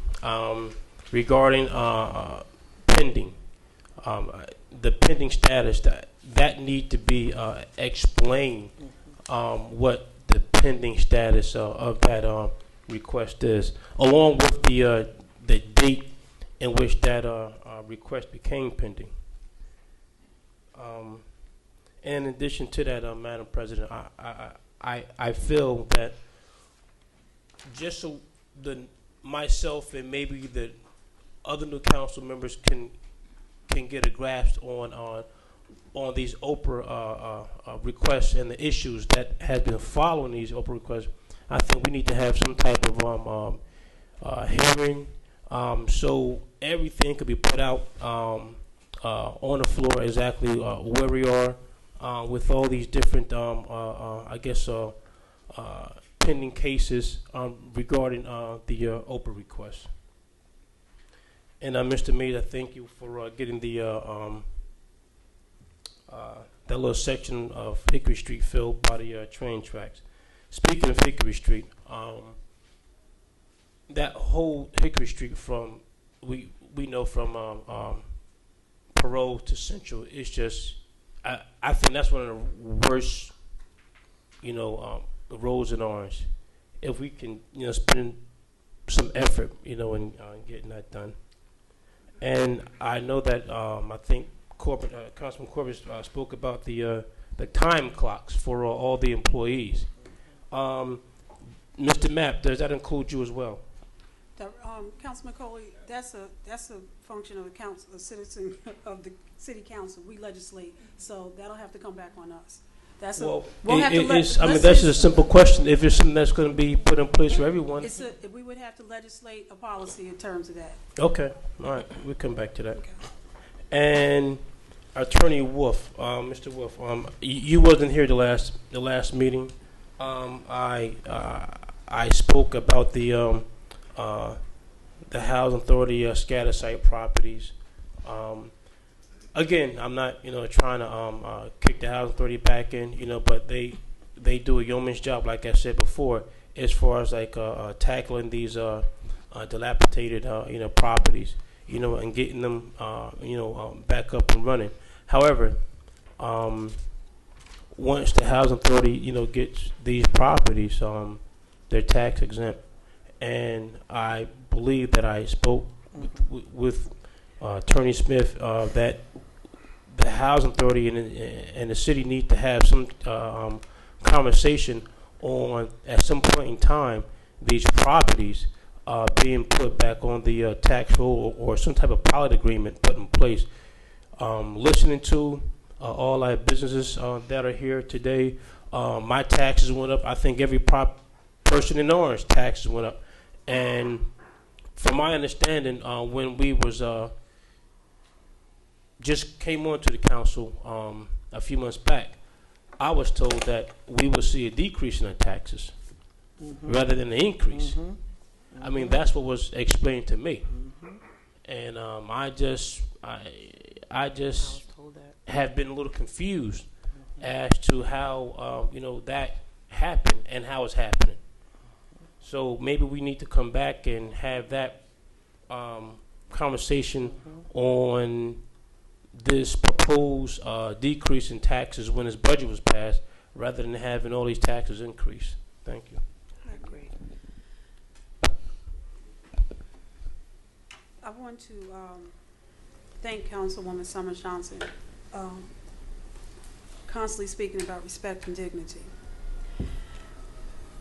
It's very important, and I will simply say, in most contracts, in most businesses, there's always a respect and dignity clause, and there's a clause that is stated at the opening of the meeting by the clerk in terms of conduct and manner, and it's very important. It is not my desire to cut anybody off, but in the job of chair, and I'm not an attorney, but if I see somebody going down a road that I deem inappropriate, I will step in and just caution the person. Or other times, the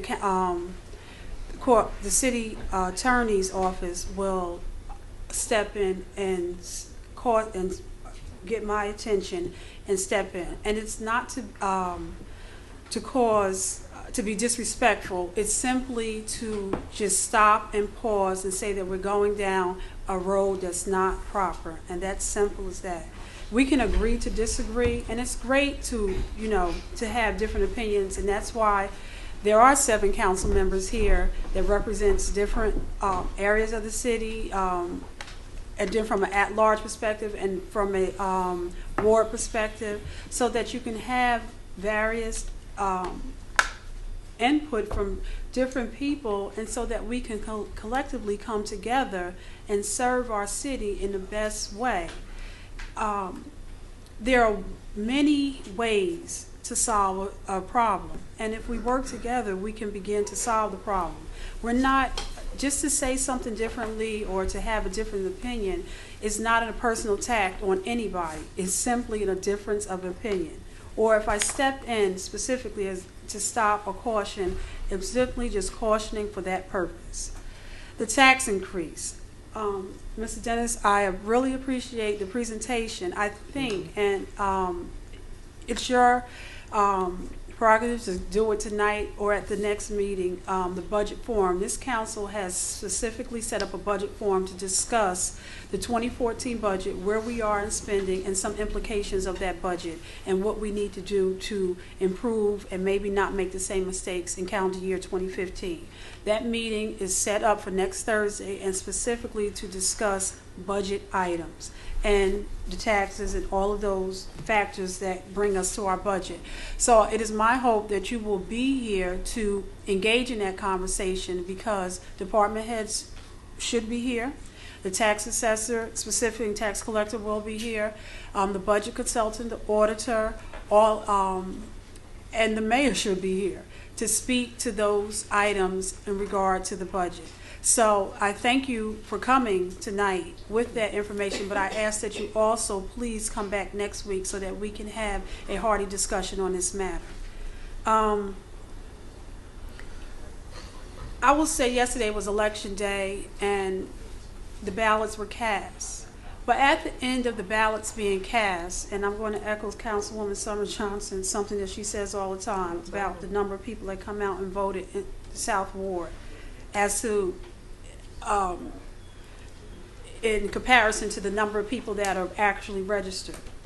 In Essex County, of all of the registered voters, and while I don't have the actual number of registered voters, but of all of the registered voters in Essex County, only 29% of the registered voters cast a vote yesterday. And give the famous example. So that 71% said home. If 71% of people in Essex County would have came in and wrote in John Doe Mickey Mouse as a write-in candidate for various positions in Essex County, Mickey Mouse, and they did that as a collective effort, Mickey Mouse would have won that seat yesterday, because 71% of the people said home. People, I understand we were all very frustrated with the negative connotation in the commercials and things that were going back and forth, and oftentimes the negative things that it may even happen here within the city of Orange. But I am confident to say, at the end of the day, the 7 people that sit here as a legislative representative for you care about the city of Orange, and we diligently work at servicing the citizens of Orange. So please, civic engagement is important, and your participation is important, and done in a very organized fashion is very effective. Councilwoman Easton spoke of a specific meeting that she spearheaded regarding civic engagement, and to take it the next step in terms of this city council has exhausted many of the things through discussing here, litigation, going door to door, went out to have a public forum.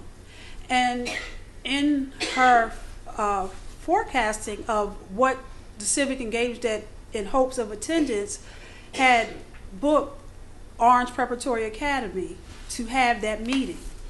On the night of that meeting, I want to say, inclusive of the council members, that it was approximately 10 people there, or maybe 15.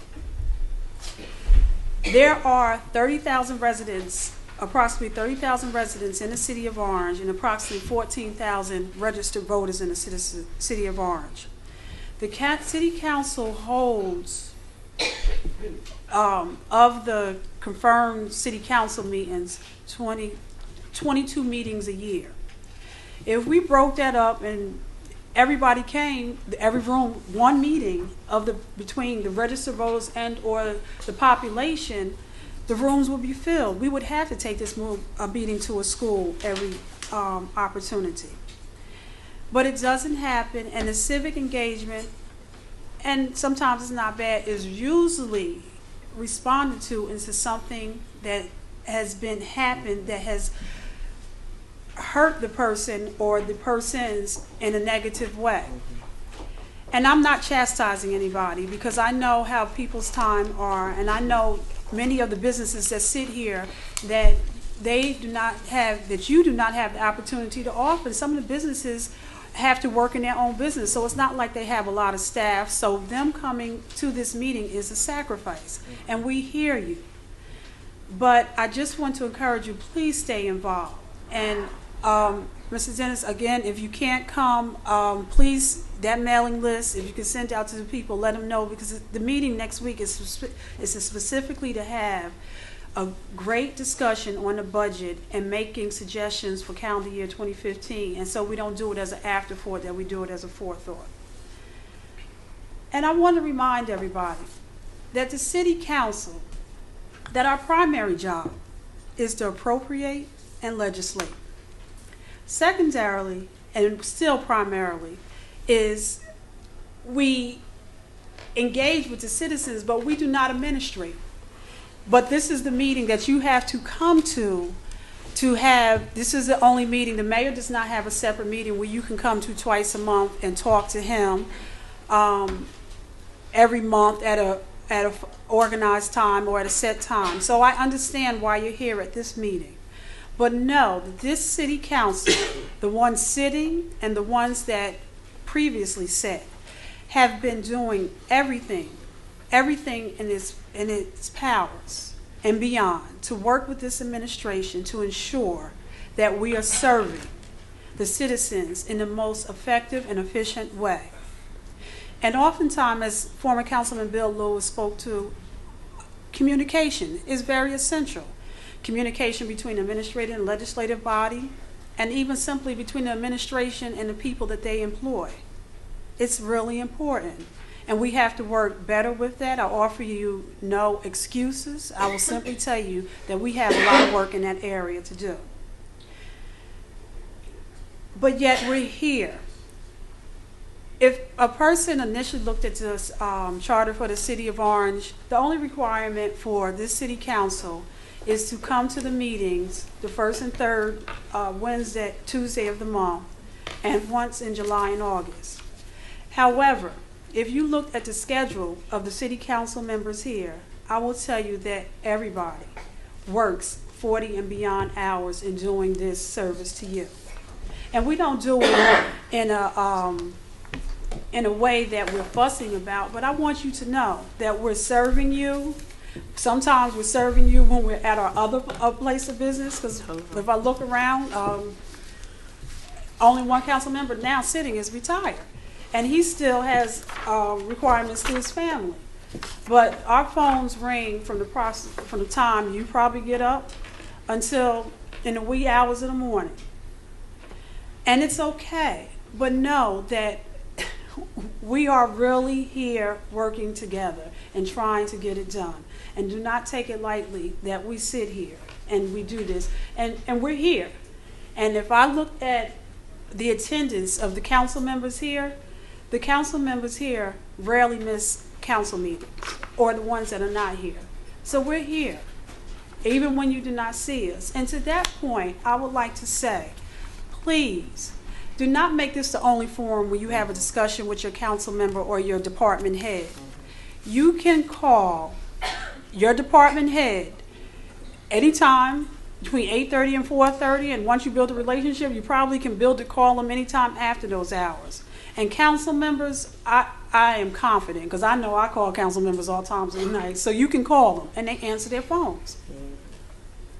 So please don't make this the only opportunity that you speak to your council people or your department heads. Speak to them all the time. And let's begin to work through some of these issues in a more proactive way and not a reactive way. I will also, the Oprah request, Ms. Gordon, we have heard you. We will discuss, we have some trainings coming up, and we will add Oprah to this various trainings for the community that are coming up.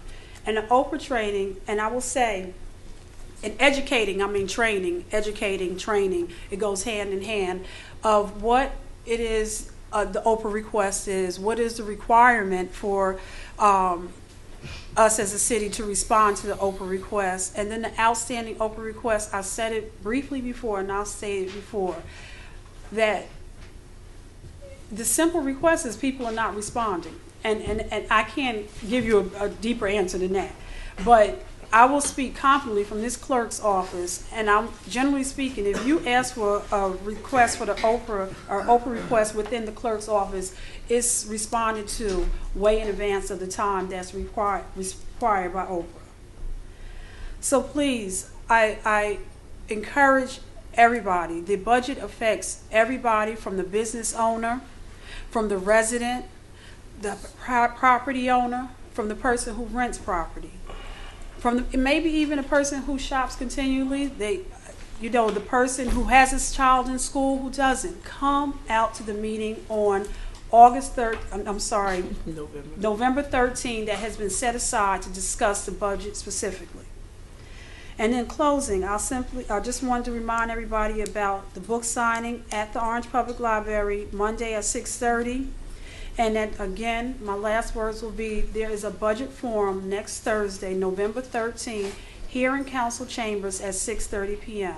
Please come. And Mr. Dennis, I will contact you tomorrow to see if we can have specific things in order that'll help that meeting to run more effective regarding the questions that you asked and the increase, okay? Clerk, please move the agenda. We're up to option number 9, which Mr. is... Mapp had his hand up. I'm sorry. Mr. President, with your permission, I would like to comment on some of the concerns from the businesses regarding the taxes and the tax rate. You can briefly do it, but you have a whole forum next week to do it. But go ahead. I've Briefly. already informed you that I will Okay. not be here. Okay. Mr. Mack, go ahead. I think it's important for the council and for businesses and residents in general to know that the tax revaluation resulted in an erosion of the value of properties by some $200 million. The value of all the properties in Orange went down from $1.5 billion to $1.3 billion. The tax rate is a function of the value of all properties.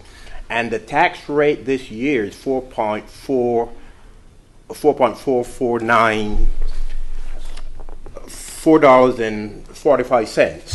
Had not for the reval, the tax rate would have been $3.86. And had not for the reval, the increase in the tax rate would have been only 4% as opposed to 21%. Having said all of that, all council members are aware that there was a significant shift in the value of properties from residential to commercial. And I believe the budget consultant presented you with documentation to show that the taxes on the average property valued at $175,000, residential, went down by roughly $450 to $500 for the average homeowner. However, as a result of that shift from residential over to commercial property owners are paying more. And that's as a direct result of the revaluation. And there's also the tax bill. There's a lot of factors that you could speak to next, that speaks to the tax appeals, the amount that has to be raised in the budget and all that. And if that you will be speaking to next week and in a simplified way so that people can understand it. And then there will be Q&A back and forth with those questions. But also, before you go, I believe there was amount of line items that decreased as well. In the tax, we had a decrease in line items as well. So I think the tax assessor can speak to that as well. So there are several factors that bring us to this realization. And we'll just talk about it next Thursday. Well, thank you for the opportunity for... Thank you. And thank you for stopping me to bring it up. Thank you. Clerk, can you please read the agenda? We have ordinance on second reading, which is 20-2014. It's the bond ordinance amending and supplementing bond ordinance number 8-2008, which provides for improvements to the City of Orange, Mountain Wells, the Chestnut Street Treatment Facility, and High Pump Station. Here's what, before we move, what I'm going to do, because we're going right into a public hearing, and I don't want there to be a lot of movement and discussion. If there's anybody that would have to leave or have discussion, would you be so kind to use the conference room across the hall?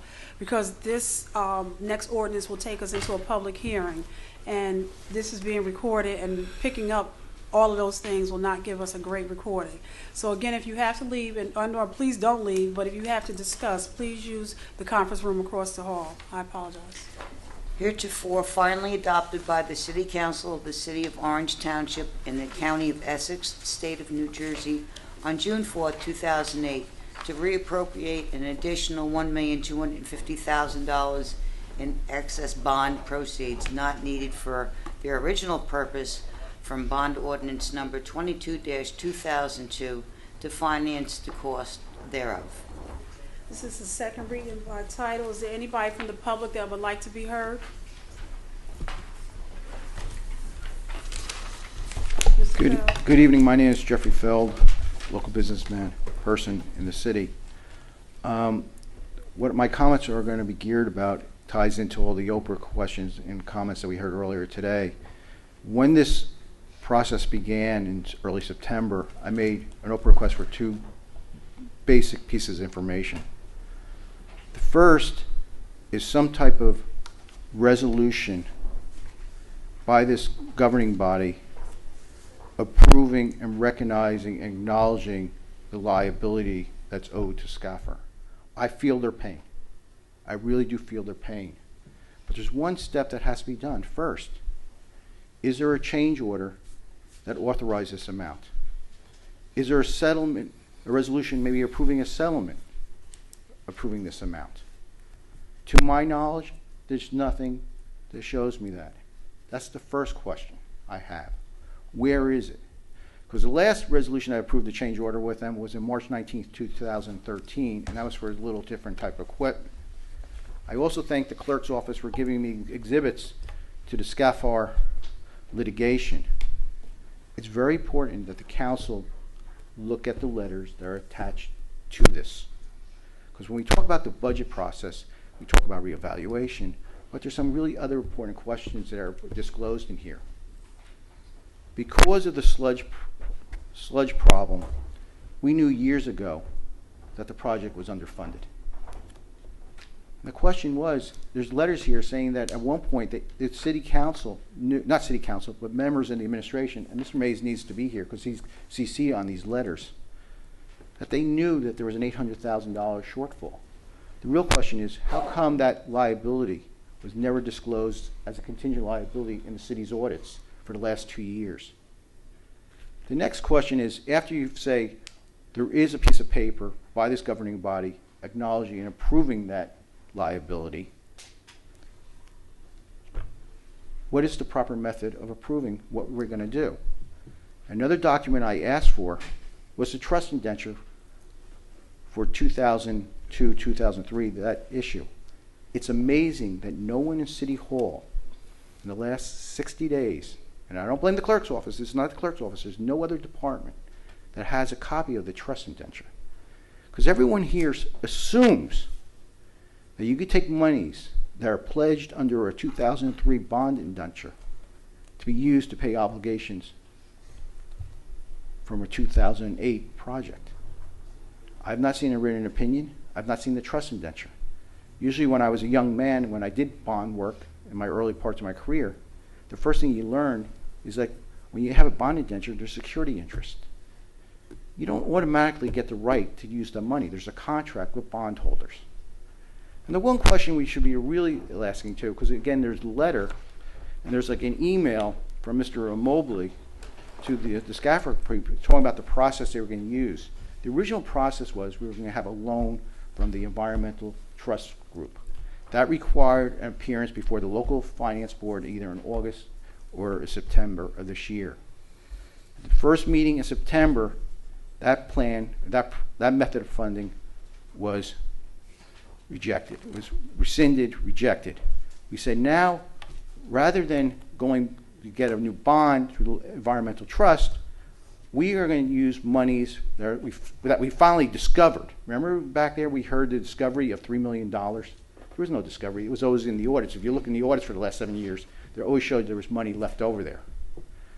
The question is this an artifice and device not to go back to the local finance board to approve this financing? And no one has yet delivered me an opinion explaining to me what we're doing does not require the local finance board's approval. And the reason I raise that, because West Orange has that issue now in front of the state Supreme Court regarding the Edison factory, where they did a bond regarding redevelopment. And the issue, one issue was whether you could file a referendum, but the bottom line that the state Supreme Court's going to consider is, to do any type of bonds, do you need local finance board approval? And we also had an issue earlier this evening that no one's ever answered about the estoppel period. So I'm urging the council to really have two issues that really need to be named. And I hear about school teachers doing their homework and I'm rude and things like that. But there's basic homework that it's assumed that you've read the history of what happened here. Because the question we have, and this is the issue that the local finance board refused to answer when we appeared there before them, is what's gross negligence? Is it gross negligence to the business owners not disclosing a liability that you knew existed, whether it was $800,000 or $1.2 million? Because if you look at the communications between the parties, SCAFR, and I feel their pain, they were asking the administrations, pay us, pay us, pay us. And they were getting stalled. And I feel their pain. But if we're going to do this, there's a process that should be done. One, there should be a recognition of their liability. Whether it's a change order, that's the first step. Whether it's a change order or approval of a settlement, we need to have that. The second is the method approval. Make sure you can do what you're doing. Have you received a written opinion? Have you seen the trust indenture? How do you assume that that money is true? Be careful tonight. Mr. Johnson? Yes, Mr. Johnson. I was like, yes. I'm about to answer you. I'm like, why you keep calling my name? Good evening. Everett Johnson, bond counsel to the city of Orange Township. Thank you, Mr. Johnson. Can you speak to the need to go before the local, is there a need to go back before the local finance board? So the answer to that is no, because the city is not adopting a bond ordinance incurring new debt. If we were incurring debt, we would need to go back to the local finance board because the city is a municipal qualifying bond act municipality. Bond ordinances in general don't need approval from the local finance board. The only reason why we need approval is because we're subject to the municipal qualified bond act, which requires us to get approved from local finance board. So the statement that all bond ordinances require LFB approval, that's not accurate. That's totally not true. And with regards to a trust indenture, there was no trust indenture in 2002 because municipalities don't generally have trust indentures because there's no trustee. A trust indenture is a mechanism used when you have authorities and trustees involved. City of Orange has no trustee for any of its bonds. There's a paying agent but no trustee. So the city would have adopted a bond ordinance and a bond resolution authorizing issuance of the bonds back in 2002. But there would not have been a trust indenture related to that bond issuance. Thank you.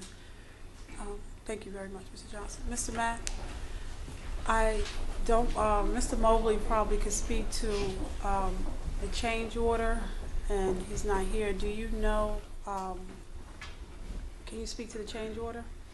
To the best of my knowledge, and I believe I raised that some months ago, I am not aware of the existence of any change orders that were acted upon by the governing body.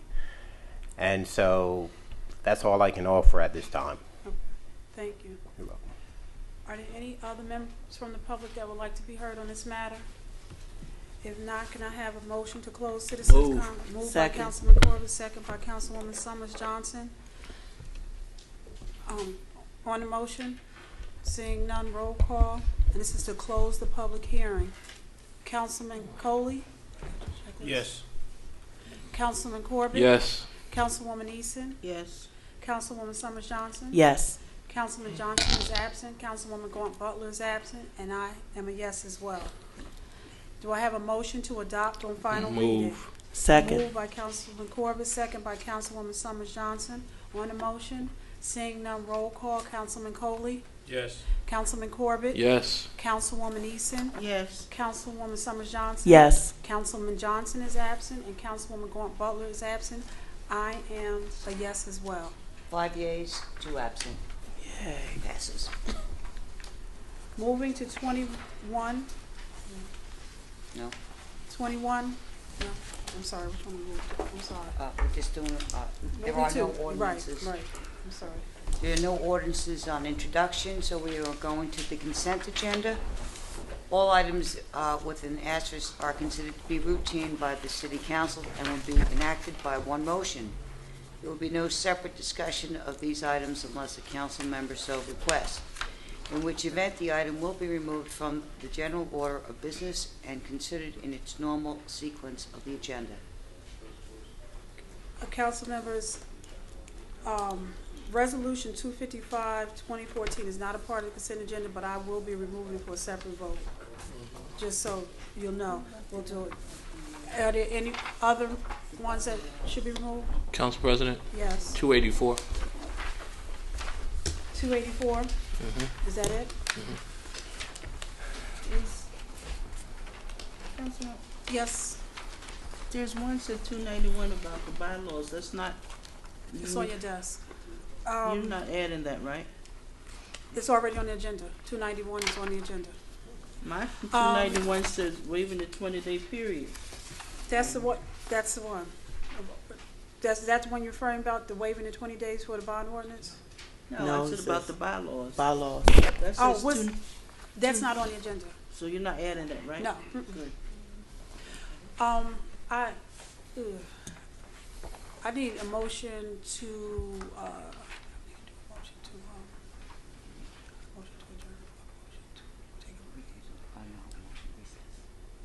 I need a motion for recess. I need a motion for recess. Motion. Motion by Councilwoman Second. Megan, second by Councilwoman Summers Johnson. All in favor? Aye. Any opposed? We're on a 3-minute recess. Okay. We're up to 284. Okay, I apologize. A motion to reconvene? Move. Moved by Councilman Corbett. Second. Second by Councilwoman Summers Johnson. All in favor? Aye. Any opposed? We are now reconvened. We were removing items from the consent agenda, 255, 2014, and 284, 2014. It's separate, right? Yeah. No, we were removing. Are there any other items that have to be removed? Are you Oh, removing the administration moved No, 284? 255 have been removed so far, and 284. for a separate vote? For a separate vote, yes, I'm Yeah, sorry. that's what I said. I thought you said a second, I'm sorry. No, separate vote. Yes. Are there any other items? 284. Council members, are there any others?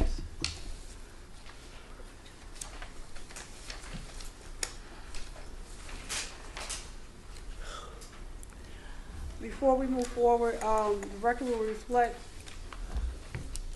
it was a updated 291-2014 that's on the consent agenda.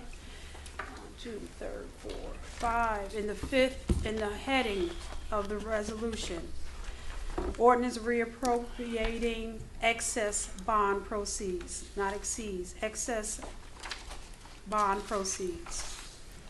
You got it? For a separate vote, the only items being removed are 255, 2014, and 284, 2014. The items that will be on the consent agenda are 277, 2014, 278, 279, 280, 281, 282, 283, 285, 286, 287, 288, 289, 290, and 291-2014. Is there a motion? Moved by Councilman Corbett. Second. Second by Councilwoman Summers Johnson. All in favor? Aye. Any opposed? The consent agenda does carry.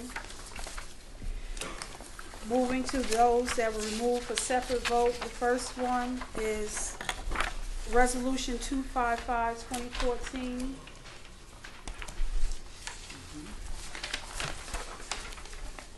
I'm sorry, go ahead. A resolution to approve the corrective action plan for the calendar year 2013. Move. Moved by Councilman Corbett. Second. Second by Councilwoman Summers Johnson. On the motion, seeing none, roll call. Councilman Coley. No. Not in favor. Councilman Corbett? No. Councilwoman Eason? Abstain. Councilwoman Summers Johnson? Abstain. Councilman Johnson is absent. Councilwoman Gaunt Butler is absent. I am in favor. The resolution does not pass. Moving to, I'm sorry, go ahead. We're moving to Resolution 284-2014. This is a resolution confirming the interlocal service agreement between the City of Orange Township and the Orange Board of Education Public School District to provide summer camp programs. Move. Moved by Councilman Corbett, Second. second by Councilwoman Summers Johnson. On the motion, Mr. Mapp? On the Mr. Mapp? Can the administration withdraw this because the attachments are not there? Which And, item is that? The interlocal agreement. The agreement is not attached with the resolution. We can certainly bring it back. Or what I might suggest is we vote on it and it not be voted successfully if it's the will of council, and then you can bring it back, resubmit it with a new. We will, at your pleasure, Council President, this is something that has been in effect for the last umpteenth number of years. And I will say, yeah, just for the record, it has been it has been something going on for years, but it refers to attachments that are not there. So let's, Okay, that's fine. Roll call. Councilman Coley. No. Councilman Corbett. No. Councilwoman Eason. No. Councilwoman Summers Johnson. No. Councilman Johnson is absent. Councilwoman Gaunt Butler is absent, and I am a no as well. The motion does not carry.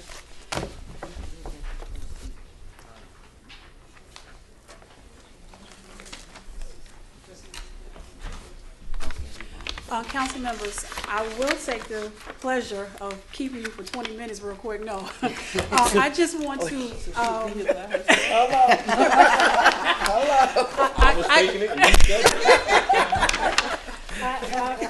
Council members, I do just want to say that I want to caution this council at the budget hearing regarding this corrective action document. The corrective action process is a general process of an audit, and at the end that you put some plan in place. We did not pass a corrective action last year, and I don't think we should continue doing that. So if there's something that you want to see different in this corrective action, please email, or can you say something really briefly to Mr. Mapp so that we can do it in a way that we can put this up for a vote? Councilwoman Eason? I wasn't here for the presentation when they did it that night, so I didn't feel confident as I read the items. There was not a presentation for the corrective action, Councilwoman Eason. I thought they presented it one night. No, we did. We went through it. No, as a we did a council. presentation for Mr. Mapp, the presentation for the best. You went through the corrective action No. one night. Mr. Mapp, can you just clarify? No, we presentation. did go through the best practices and not the corrective action plan. But if I can add, Council President and councilors, and I don't know if the clerk prepared such a document for you, but you're supposed to sign an affidavit indicating that you have read the audit comments. And again, I repeat that you don't have to agree with the corrective action plan, but you should act upon it by adopting the corrective action plan.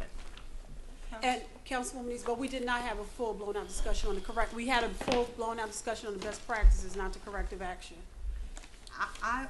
My dilemma is on the corrective action plan. I think when you do a document or you approve something, it has to mean something that stuff is actually happening.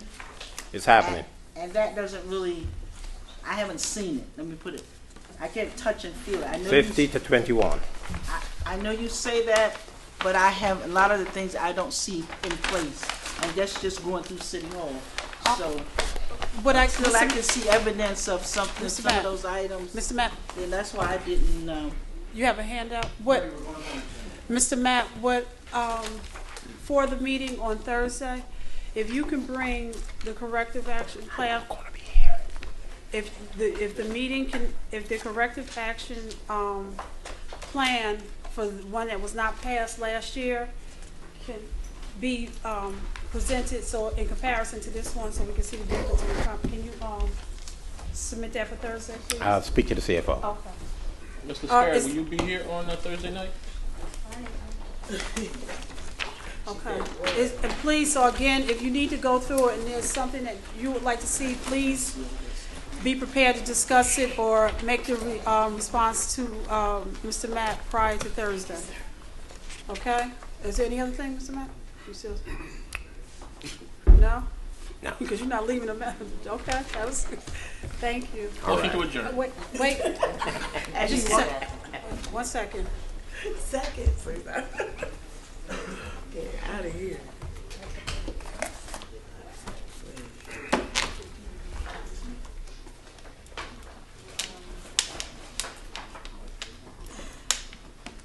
Motion to adjourn. Second. It has been properly moved and seconded. Moved by Councilman Corbett.